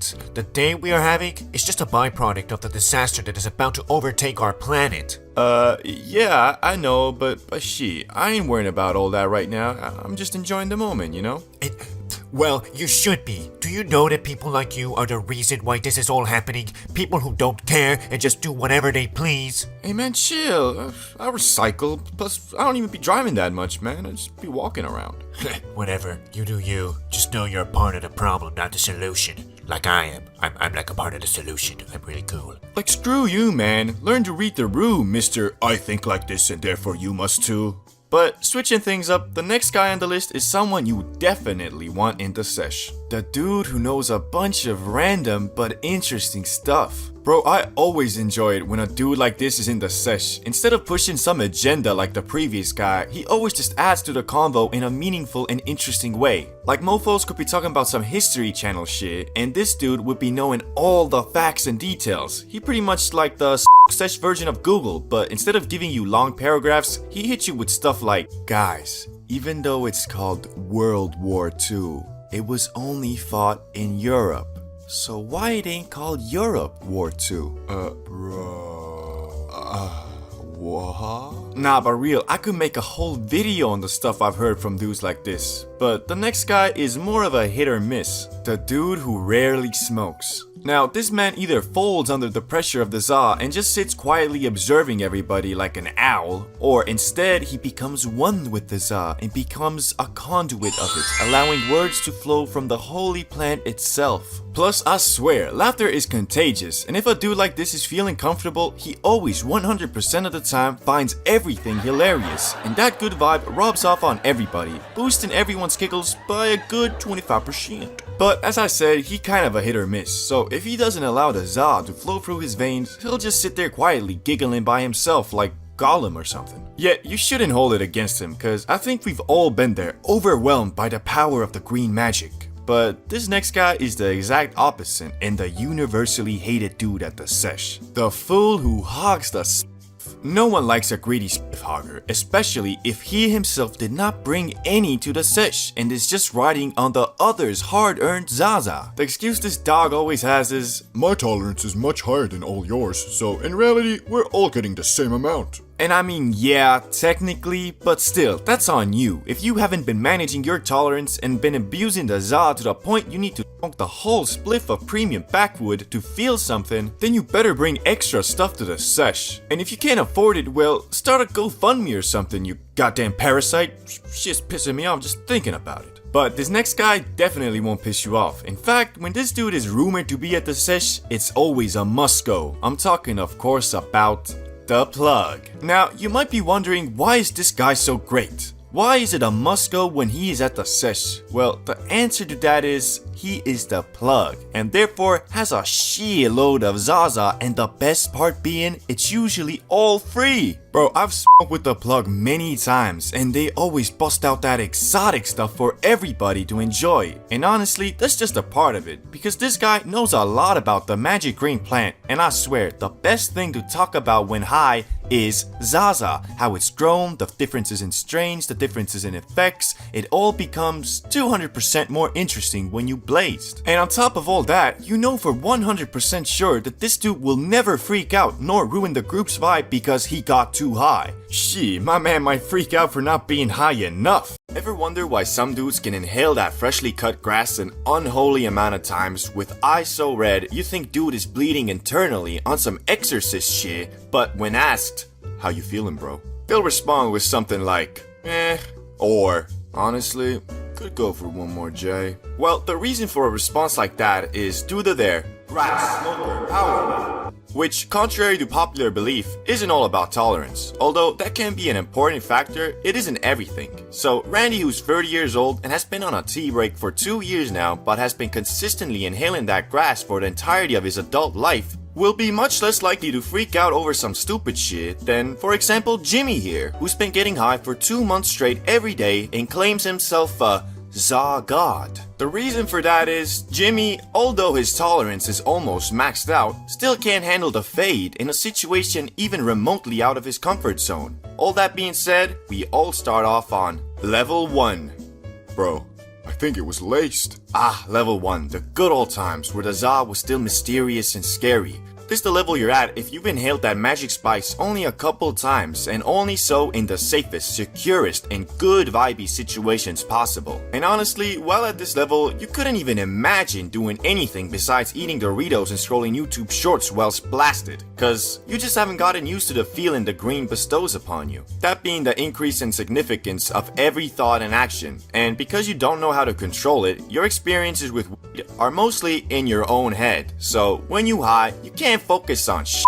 Like really, the only thing that seems to catch your attention for more than 10 seconds is that sweet, sweet flavor on those Sour Patch Kids that you never knew could explode in your mouth like that. Now, depending on if you getting blasted solo or with friends will determine your speed of leveling, cause usually if you with friends, you get used to the Za more quickly because you're socializing. Plus, you know, there's always that one guy in the group that likes to mess with the newbies by getting them as high as possible and then being like, hey guys, let's go to the gas station. Which might seem whatever, but if it's your first time, you might just have a damn panic attack at that 7-Eleven, cause I swear, everybody is looking at you, and the cashier, he's onto you. Yeah, fuck that guy. Anyway, if you keep on eating grass, you'll move on to level 2. I am the Zaza God. Remember Jimmy, the self-proclaimed Zaza God? Yeah, well, he ain't quite the Za God he believes himself to be. To be honest, he barely a Za foot soldier. Cause it's all good and fine if he gets blasted up to Mars in the comfort of his own home, but take that comfort away and you'll most likely find him walking behind the group on his own looking like a lost puppy. And the reason for that is, my man's thought that he's been high so many times he can be high anywhere, which sadly isn't the case. Think of tolerance as the size of your dick. It can be massive, destructive in nature, and uncontrollably powerful. But what does that matter if all you use it for is to jerk off? Same with tolerance, it's situational, so you can be unfazed by the Za in the comfort of your own home, but as soon as that comfort is taken away, you a total noob again. Instead of focusing on the size of his T, Jimmy should have been focusing on upping his riz and going out and pulling some quality baddies, if you get what I mean. I'd say going from this level to the next is one of the biggest steps in between levels, cause to confidently say you a Za God, you should be able to keep your cool in most public situations, even if everybody is staring at you and every car with a hint of blue is a FBI agent ready to take you away for good. You gotta be chill, like a cucumber. And if you do study the cucumber enough while spugging off the broccoli, you might just advance to level 3, Transformer. Optimus Prime. This level is called Transformer because it's the level where your Zaza adventures completely transform. Instead of only smoking up at the comfort of you or your friend's home, you can now make plans in somewhat chill public areas like fast food places, cinemas, the park, the spa, or really anywhere where you know people will most likely be minding their own business. And because of this newfound power, you probably have also started blazing that green more, which depending on the type of person you are, it could start affecting your everyday tasks and goals negatively because although hard to admit, the Zaza can and will make you a lazy mofo if you let it. But as I said, it all depends on the shape of your character. So if you can control the inherent laziness the Za tries to curse you with and still keep on rolling with your goals without becoming a Dorito munching World of Warcraft playing stay-at-home hobgoblin, at some point you'll move on to level 4. Yeah, to be honest, I'm high right now. Welcome to the ultimate purgatory and struggle of a consistent Za enjoyer. As I said before, you only advance to this level if you didn't become a Star Wars lore arguing Prime Dumbledore admiring League of Legends playing high stay-at-home goblin. Wait, why are you Star Wars lore all the time? And I love Dumbledore. Ah, well, at least I don't play League of Legends. Anyway, as I was saying, it's quite hard to make it to this level, and even harder to stay here, because nowadays, you are so used to doing stuff while blasted, you could theoretically be in that state 24/7. But the problem is, you also know being high 24/7 is expensive, plus, even if you don't notice, I'd say for 95% of people, it makes them less productive as well. So that's why I call it purgatory, because you're constantly pondering the question, should I maybe do a quick hit before doing this? And although I'd love to say I have the answer to that question, I don't. It all depends on you and your situation. So for example, if I had a job interview, I wouldn't do a quick hit. But then again, I know dudes who say the Za makes them less nervous and stressed, plus more talkative. So for those people, I'd have to say, go ahead I guess. But if one day you find a definitive answer to the question, should I maybe do a quick grip before this? You'll move on to the final and most elusive level there is. Level 5. Za God. You have entered into your own subconscious and from it dug out answers to humanity's biggest questions like, are we alone? Why are we here? Why is an 80-year-old man running for president again? And of course, should I bang that Benjamin a little bit before heading out? And I'm sorry to inform you guys that I do not know much of this level because I have yet to make it this far myself, and I still have no idea why Joe Biden is running for president again. But I can tell you this much. This is the level that completely transcends tolerance, as you really don't even need to worry about that anymore, cause you know your body to the point you always know what amount is the right amount. Also, you have figured out the perfect formula for working hard and following your dreams, whilst also inhaling that Za and being a chill and interesting dude, not just some corporate suck-up. So yesterday I was packing myself a big ol' hit, as per usual, and thought to myself, man, I'm really hitting the Za from this wacky silicone machine-crafted laboratory-grade piece. Like, what happened to the Apple BONG, the can BONG, the good old spliff? And so today, I'm coming at you with the 5 levels of smoking grass, and how your equipment to do so evolves, along with your mindset and shit. Starting with Level 1, the noob. This the level where you still think the Za is some type of magical space unicorn shit, cause well, you've never done it, but your friends say it's crazy. So one day, you and the boys hear of a dude called Dragon selling grass in the school bathroom, so you band your money together and go acquire the grass. Once obtained and a safe area found, your friends are like, how are we gonna smoke this? Which, depending on where you're at, you're gonna end up either with a crappily handcrafted spliff or an aluminium can with holes in it. Whichever one you choose, you're gonna get faded in a hole that night, and either fly with the happy space unicorns or get tortured by thoughts like, hope my mom doesn't call me right now. Is this ever gonna wear off? Was 9/11 an inside job? And if your first experience was the latter, then you probably didn't advance to the next level, at least for a while. But if you had a fun old time and continued to smoke up with your buddies, at some point you'll find yourself at Level 2. Why does she always make my throat burn? After a while of smoking the Za from spliffs or from some shitty Mountain Dew can, you finally think to yourself, maybe I should invest in something that makes it so my throat doesn't want to eat itself inside out every time I take a hit. So you go online and buy the cheapest BONG you can find. Excited to use your new acquired technology, you invite your friends over and get faded in a hole yet again. But it's different this time, because the BONG doesn't destroy your throat as much, you can actually kinda take consecutive hits. So being the genius you are, you do that and ascend into Yodi Land for the first time. After the ascension, you begin to wonder though, how high can a mortal man truly be? Which the answers to those questions are still a ways away, but after a quick Google search of how to get more high, you discover something called the Gravity BONG, and soon after go into Level 3, the Zaza Man. Eager to try out your newfound powers of gravity control, you yet again invite your friends over and take a smack dabbly doo off that thing. Which what follows is actually not as crazy as before, cause even though you all did get faded than a hoe, you also got sleepier than a hoe and got knocked out on the couch pretty fast. So you vow that the next time you use the powers of gravity, you'll drink an energy drink or something so you won't fall asleep like a baby. Even though it is pretty nice sleeping like a baby. Anyway, at this point, your friends are probably like, yeah, nah, that's a bit much. But because you're a crusader and haven't yet learned the lesson of moderation, you still want to get even more faded. So back to Google, and now you find yourself basically with two options, edibles or dabs. But because this is the 5 levels of smoking grass, let's just say you chose the dab pen. And shortly after, you move to level 4.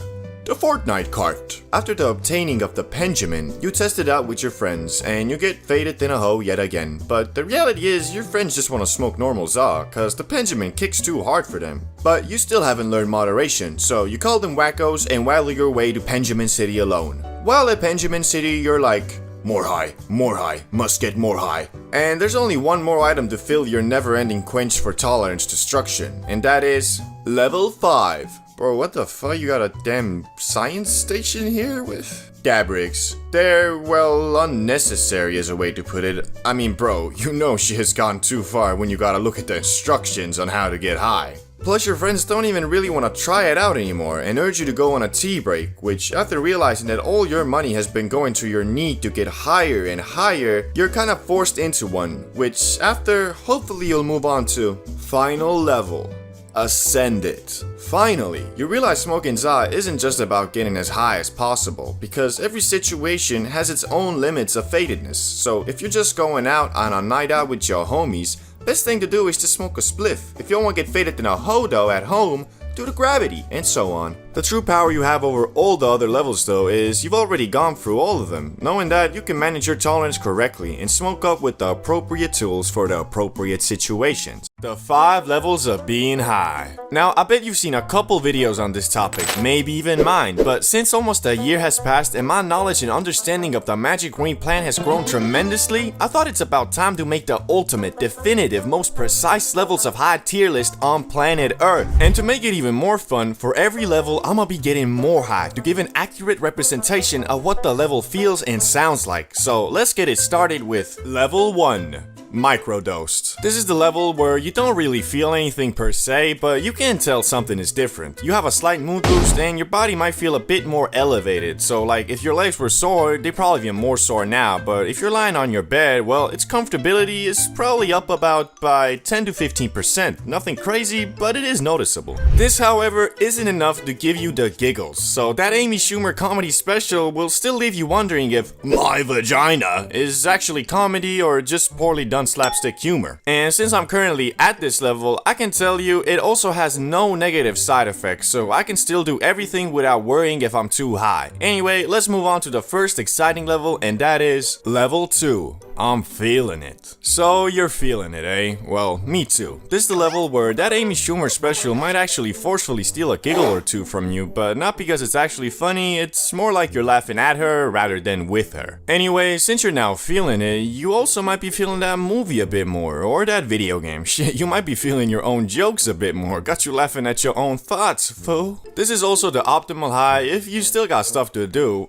Well, to be honest, if you got stuff to do, probably better to not be high, but at this level, it's still definitely doable, just a bit more difficult. Another way to look at it is, this is the high the workers at Subway are usually on. Although I have seen mofos way beyond this there too, but for the most part, this is optimal cause the loud hasn't got you moving slow-mo quite yet. As for me, I'm still able to read this script and pronounce my words just fine, so you probably can't even tell I'm high right now. But now it's time to get to the first level where a mofo can feel too high if he's not experienced. Level 3.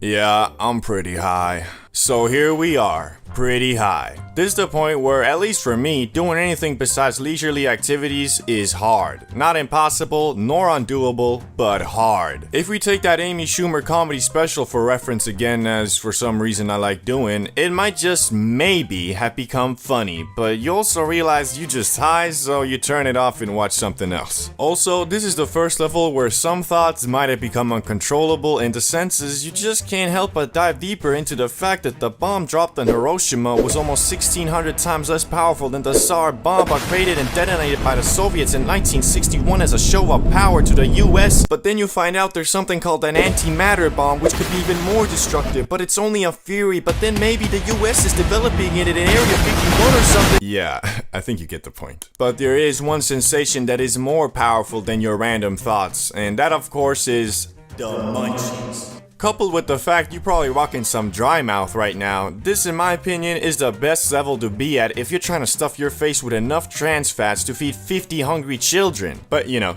you already ate it also. Anyway, moving on to level 4. Faded beyond belief. This is the point where if you're not in a safe space, you kinda screwed. Well, not always, but at this level, it's become almost impossible to practice rational thinking. I mean, if you were diving deeper into that nuclear bomb stuff at the previous level, then this is a point where you might start actually believing you are Oppenheimer himself. This stage is really not the best if you're looking to focus on a movie or video game or really anything because, well, your attention span is at the mercy of the za, and to actually enjoy this high, you just gotta go with the flow. As for me, it's getting pretty hard to read the script. If I look at the words for long enough, they kinda look like some ancient Chinese hieroglyphs. But anyway, if you're an actual lunatic, maniac, psychopath, Zaza destroyer, and considering hitting that gravity one more time, then be prepared for level 5. Shadow Realm. I told you, bro, you gotta be a maniac to get to this level because the plane of existence you on now is so different from being non-high, you probably feeling and looking like a goddamn alien. I mean, bro, your eyes are so red and you feel so disconnected from your body that if you look in the mirror, you'll probably think, bro, is that really me? I'm so fucked up. Wait. Ah, shit, I'm in the Shadow Realm again, aren't I? And now that you realize you're in the Shadow Realm, you either stop the trip by going to sleep or level unknown, exploring the Shadow Realm. This level doesn't require smoking more. All it really requires you to do is just go outside and explore the world that in many ways has become the upside down from Stranger Things. Cause at this level, rational thinking has been completely thrown out the window and your brain has reverted to factory settings as of when you were just born. So if you see a streetlight flickering, for example, if you were normal, you just think, they really should fix that. Compared to now, oh shit, bro, this is totally one of those slasher scenes where once I walk over the streetlight, he's gonna shift me up, isn't he? Nah, man, fuck this, I'm out of here. At least, I don't know, that's how it feels to me when I achieve the pinnacle of high and am wandering the world outside. Do you remember your first time smoking the Zaza? I bet you used either some type of makeshift Mountain Dew can where you inhaled more green paint than anything, or you rolled yourself an abomination of a spliff where half the stuff got stuck in the filter whilst you were standing there sucking on it like, bro, why this shit ain't working? Bro, of course it ain't working. Look at the damn crutch. You were supposed to roll a filter, not a leak-proof titanium pipe. Fool. Yet, the more you blaze, the better your tools and skills to do so improve. But everybody starts off at level 1. First timer. This is the level where you'll be holding your butts like Elon Musk. Only you're not Elon Musk and your homies will clown the hell out of you for holding the split like it was a diamond or something. Also, at this point, your understanding of rolling blunts is that you put the stuff in the middle and just kind of roll it up like a cone. It doesn't actually work like that. And if you were to hit any type of can or makeshift bong, even after the slightest inhale, you'll be on the floor coughing your lungs out of your throat like... So I just inhaled from this opening? Yeah, man. You bastard. You licked it, didn't you? But no worries. After a while of being clowned on, you'll eventually learn enough to get to level 2. Yeah, bro. I can roll it no problem. Even though you're still only a beginner, this is where your confidence is at its highest, cause you've rolled a couple splits and instead of them being completely unusable, the homies usually are like, okay, whatever, it'll do. This is also the stage where you'll probably green out for the first time, cause you overestimate your tolerance a lot. Thinking that just cause you've blazed up 3 times in the past 30 days, you're ready to go over to the homie's house and start hitting something called the gravity bump.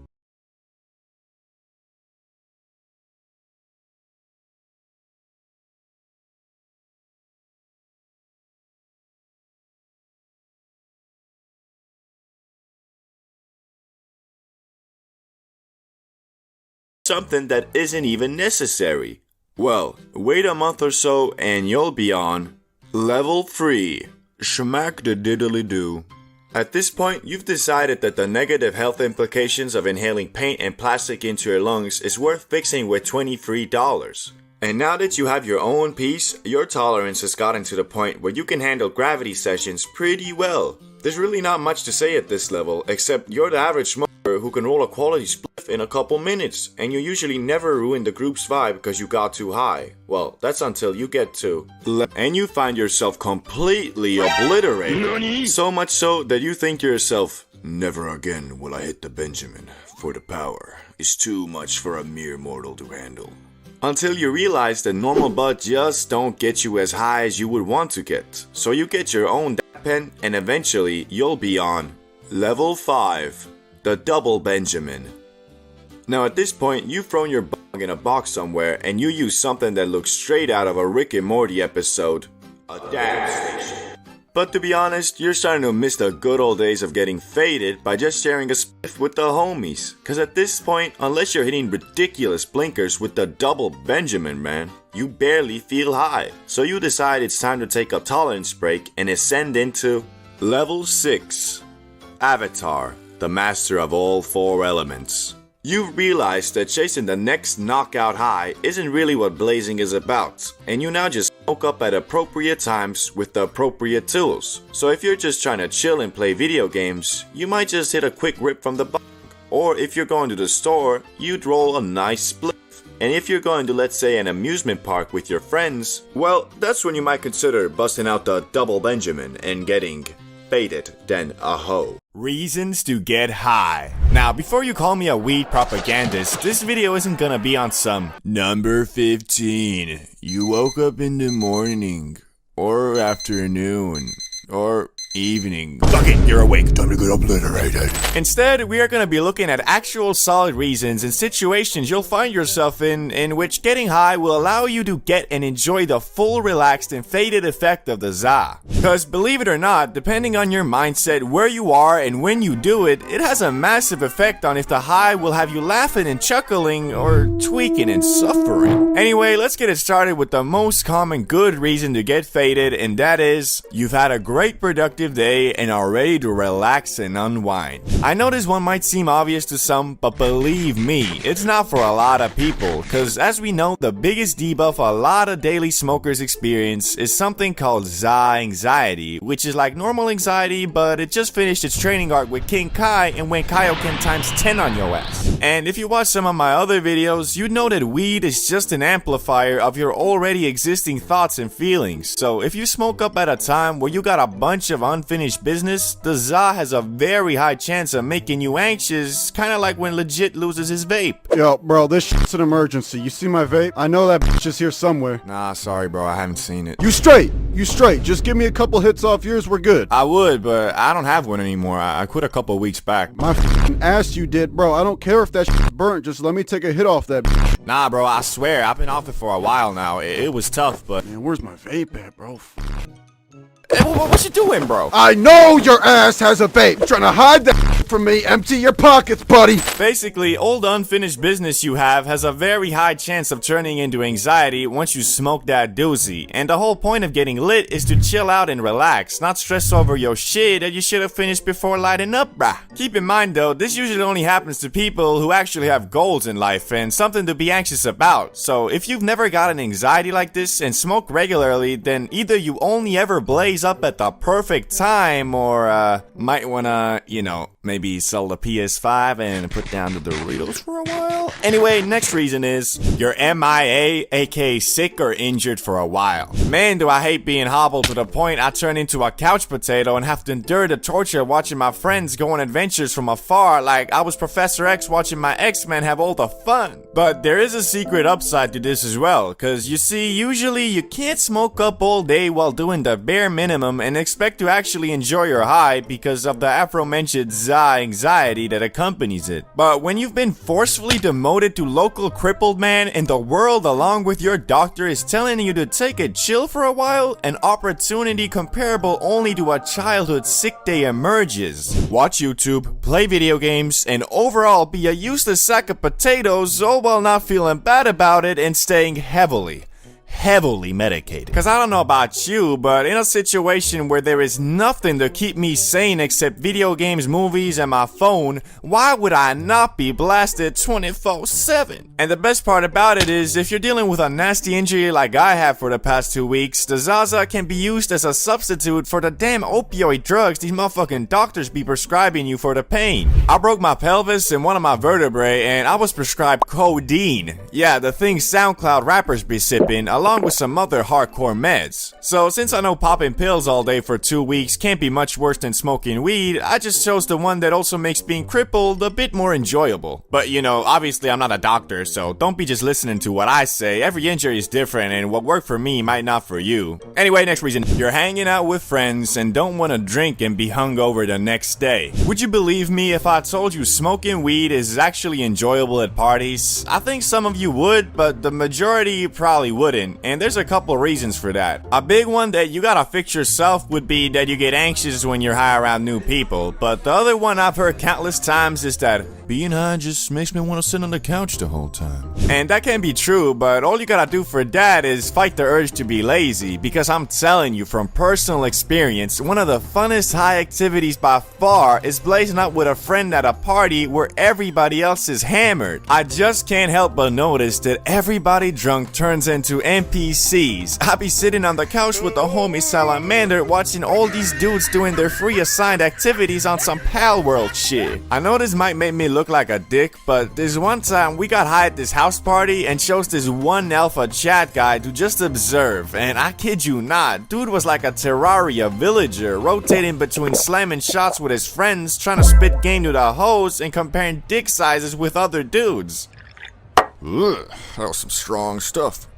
Damn. Hey, yo, guys, check out the Rizzler. Hey, what's up, beautiful? Having fun? Yeah, sorry, I'm just trying to find my friend, bye. Okay. Hey, Tony! Let's arm wrestle. Now, don't get me wrong, it's not like doing those free things is unfun. All I'm trying to say is that when you're high, you realize the ridiculousness of what a party actually is and can just observe it with your high friend and banter away. But there is a reason that trumps all others, a situation where it's near impossible to not get the full enjoyment of the gas. The best bang for buck you're gonna get when you trade a small percentage of your lung capacity and cardiovascular health for the fade. And that's, of course, you have the CBD bro bomb. Okay, it's actually, you plan the smoke sesh ahead for a completely free day. I think some of you might have expected something a bit more extravagant, a bit more, I don't know, eye-opening. But no, unfortunately, there is no magic. Number 1, your homie discovered a crashed alien ship from which gained the knowledge of the universe and some otherworldly gas. Time to get absolutely shreked. Cause I hate to break it to you, but if your homie ever tells you something like that, the universal knowledge is probably just the mushrooms he ate, and that otherworldly gas is referring to the moon rock he bought at the dispensary. And going and smoking with that friend, however much you like him, probably isn't a good reason, especially cause it's a Tuesday morning and, you know, you should probably go to work and maybe set up an intervention for him. Mans doesn't seem to be in a good place. Anyway, overusing psychedelics and ruining your life aside, the best reason to get high, in my opinion, is when you plan it ahead and have a mega sesh with your homies. This one is basically the same as the first reason, but even better because it combines both banter with your friends and the lowest chance of anxiety because the fade is planned ahead. Therefore, your brain already scheduled a server maintenance for that time, allowing you to drop IQ points without worrying about a situation arising where you need them. And it really is hard to beat lighting one up with the people you enjoy talking and listening to, cause although technically getting high will never be the best move you can make to achieve your goals and shit, if you smoke up for reasons such as listed in this video, I promise you, aside from the health implications it might have, the za won't affect your life negatively, but rather give you a break from your daily grind and make you slow down a bit to appreciate everything you have. I don't know about you, but when I meet a new person and he or she says that he enjoys getting high, I instantly think to myself, this is the start of a beautiful friendship. Although that can be the case, it's not always, cause even though the excitement of finding a fellow saw enthusiast is great in a world where some mofos still think it's worse than things like alcohol, sleeping pills, nicotine, and other shit that you can straight up buy from a supermarket, in reality, when you really think about it, it's kinda dumb, cause if it was anything else, would you feel the same? Like, if you were at a club and someone said they like drinking, you wouldn't think, oh my god, this guy gets it. Unless, you know, you're an alcoholic, I guess. But anyway, today I made a great list of people I've encountered who smoke the Zaza, but I wouldn't personally enjoy hanging out with. Starting with a well-known one, the dude who makes the grass his whole personality. Nah bruh, I can't stand dudes like this. Like, don't get me wrong, I love a bit of Zaza as much as the next guy, but bro, there's so many other things to talk about and do. The problem with these types of people is that I feel like they've missed the whole point of it all. Cause in my opinion, it's not all about how high you were, it's more about where you were high.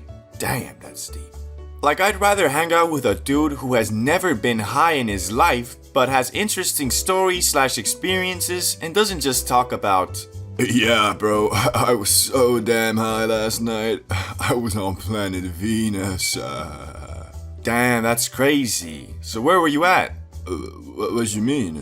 Like, where were you and what were you doing, you know? It must be a crazy story. Nah, I mean, I was just at home on my bed, you know, eating Doritos and stuff. So you were just high in your room all day? Yeah, I mean, yeah. What a fucking lame story. Don't get me wrong, being high in the comfort of your room is probably the best place to be, but like, I'ma keep it a $1.25 with you. I've probably been high in my room 100 times by now, and I don't remember a single thing about any of those nights. To me, this experience is more like being in the hub area of a video game after a long and hard mission during the day, and you don't see mofos talking about what a crazy time they had in the title screen of a video game. It's usually, you know, the game itself. But anyway, on to the next guy on the list, who is the dude who will try to shame you for not wanting to get high. You ever met a mofo like this? These dudes are kinda like the previous one, but one step worse, cause instead of accepting that maybe you have shit to do, they'll call you a lame-o or buzzkill or bitch ass shit licking, dick riding, butt munching, cock enjoying, sneako watching soy boy. And for what? Not wanting to waste a day by doing nothing but watching The Simpsons and eating Twinkies? Like, mofos need to realize, although it is great to watch Simpsons and eat Twinkies all day, doing that for 2-3 days in a row, most dudes will feel straight up bad and sad. If you're a human being living in today's day and age, to succeed in anything, you can't be doing that consistently. It's gotta be a special occasion, celebration, or when you've already completed your goals for the day and deserve a break. But hey, at least they don't shame you for the thing this next guy shames you for. The dude who will make fun of you for smoking less than him. Now, this guy is a lot like the first dude, but with the added minus of he actually thinks for some odd reason that the fact that he has to smoke a whole damn cart to feel high is a flex. Like, sorry bro, but I know dudes who had the exact same mentality and let's just say they ain't end up so good. Like for example, this guy, who thought being high is a damn competitive ladder that needed to be climbed. You know, like the army, but instead of protecting your country and pursuing peace, it's all about who can smoke the most crack without dying. Like, imagine this same attitude, but instead of Zaza, they'd be doing this with nicotine. Mofo would be 45, working minimum wage in the back of a gas station with a young guy talking about, What's that? You still puffing on one cig, boy? I'm puffing on 6 at a time, but don't worry, you'll get there someday. I don't know if I wanna get there, man. Okay, that's never happened, but I'm just trying to show you how ridiculous this is. And P.S., there's a lot more to life than getting high, and I'm definitely not out here being faded 24/7, cause if I was, you'd probably be seeing one video every 2 months. It's all about finding the balance and having the right reasons for inhaling the za. Have you ever met someone who parades the fact that he loves the Zaza, and if you ever say anything bad about it, he gets all defensive and starts frantically arguing about how it's good for you? Like, yeah bro, there are health benefits, but if you're out here doing 8 rips, 4 2 edibles, and half a cart every 12 hours, do you really think you're reaping the health benefits of the za? Mofo be on about, it helps with my anxiety and depression. like bro, what are you anxious about? Worried that the pizza delivery guy might be an assassin? Sounds more like paranoia to me. And have you stopped to think that maybe the depression you're feeling could be because all you does is sit around, eat pizzas, smoke grass, and watch Disney Plus? But people like this aren't the majority, and overall, when you meet a fellow grass eater, you can expect him to be just a normal chill dude who uses the za to enhance his experiences, rather than rely on it for them. So today, I thought I'd go over some of the coolest dudes I've encountered who consume that lettuce, starting with the za athlete.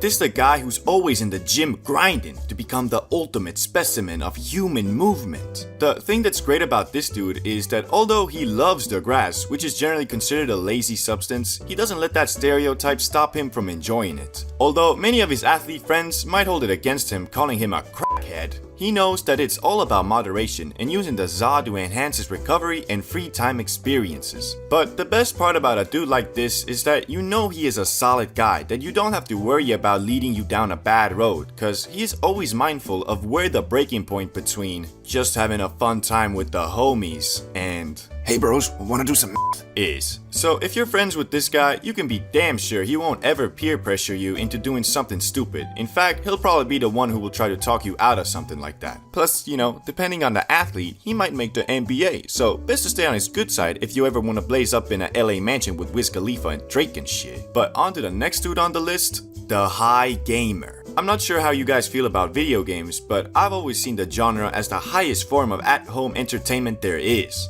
Although it is a lot harder to truly get into a game nowadays, when you do, the peaks of fun are much higher than watching a Netflix show, for example. Although that's just my opinion and yours might obviously be different. So you better believe it when I say I love dudes who enjoy gaming in orbit, because that's something that two za enjoyers can truly bond over. Now you might be thinking, everybody enjoys playing games. Ain't nothing special about it. I'd have to respectfully disagree, because it takes a certain level of power to really sit down whilst blasted and focused on a video game, cause honestly, most of the time it ends up going something like this. Finally time to play some Elden Ring whilst blasted. This is about to be crazy fun. 20 minutes later. Man, screw this, I'm gonna just watch some TikToks. As you can see, it's not that easy, but if you have a friend who's on the same planet as you and you going through the struggle together in a co-op game, it's much easier to get into. So I for one will always have a special place in my heart for dudes who can actually game while blasted, cause honestly, it's not as easy as you might think, especially if the session lasts over 1 hour. But time for the productive and successful Not gonna lie, these dudes are like a rare Pokemon that you might never come across because the requirements to be a dude like this are rather high, but the power he possesses is godly. This is the dude that has his own business or works like a sales job or something, which is a highly social and time-consuming practice. But somehow, this mofo has done all of this while frequently bugging off the Zaza. He's kinda like the Wolf of Wall Street, but instead of doing lines off a lady's you know what I mean. He's out here taking a fat rip and then minutes later closing a massive deal with some company. I met a guy like this only once, and I won't stand here and act like I was not in awe of this man's power. We were all just chilling, faded AF, when this guy got a phone call, and not just any phone call, it was some company he was trying to make a client for the company he worked for. And me being me, all I could think of was, oh shit, dude must be freaking out being that faded, having to deal with something like that. But no, bro calmly told us he'll be back in like 10 minutes, went to the other room and closed the deal, or at least that's what it seemed like. I swear, some people just have a godlike stress tolerance, cause man, I can be out here faded and get a call from my mom to pick up some groceries, and that shit will have me stressing out if it wasn't in my initial plan. I guess what I'm trying to say is, for 95% of people, if you high every day, you're gonna get lazy and content with your position in life. But there are people who can manage to pull off this lifestyle and still be successful, and god damn do I respect that. Although I'd imagine that if they weren't high all the time, they'd be even more successful. But hey, what do I know? Anyway, next guy on the list is the artsy dude. Now, this guy isn't exactly what you're thinking. And yes, I know you're imagining this painter who's always on about, bruh, you just gotta go with the flow. Let yourself be free and you'll find peace.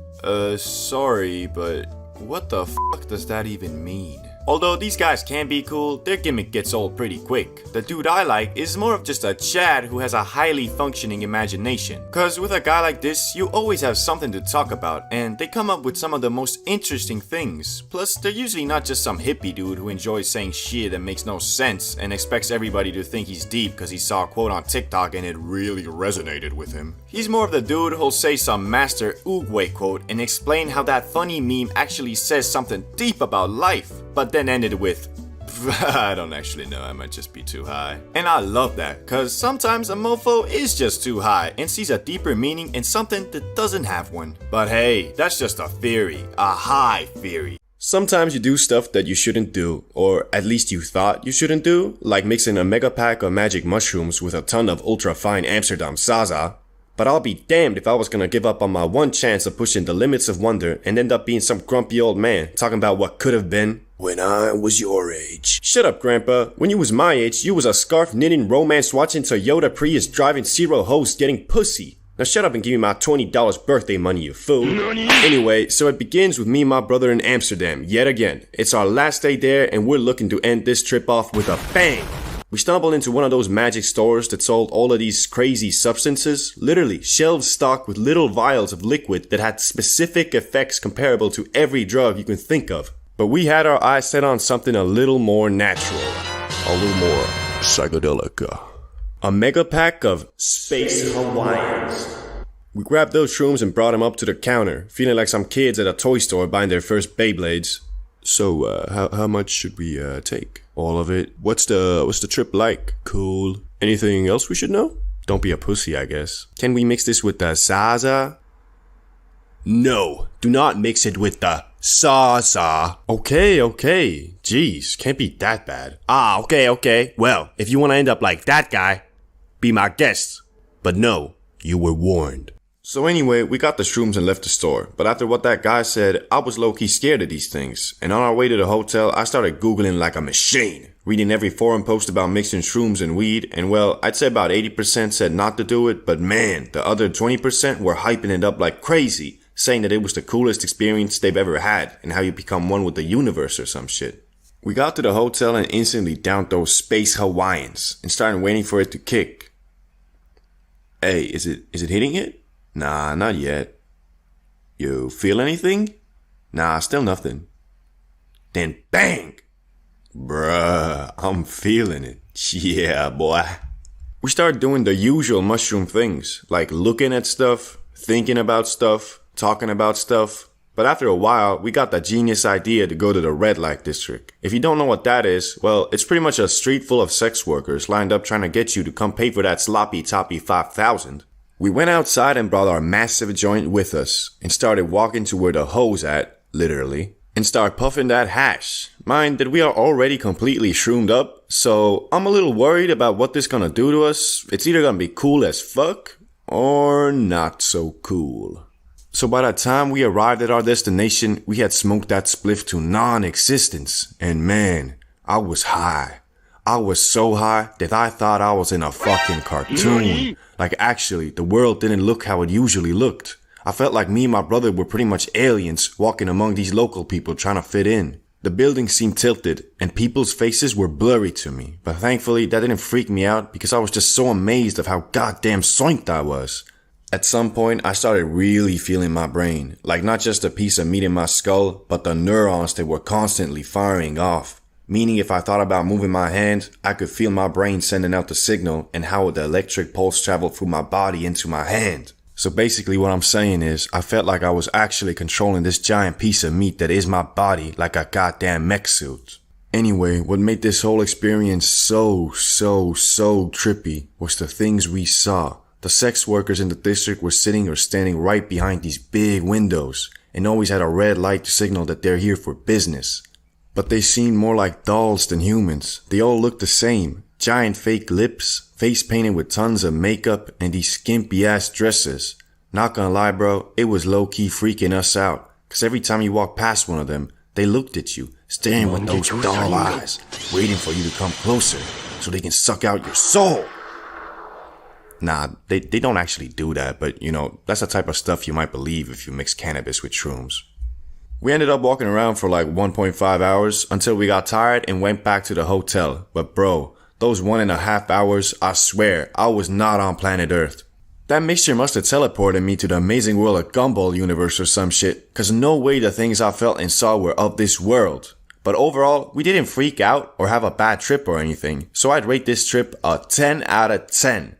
Cause we had no issues really. After getting back to the hotel, we had the usual munchies and sleepiness. So really, that kush helped us out. Cause my experience with shrooms until this point was they don't let you sleep. But thanks to that fine natural grass, I slept like a baby.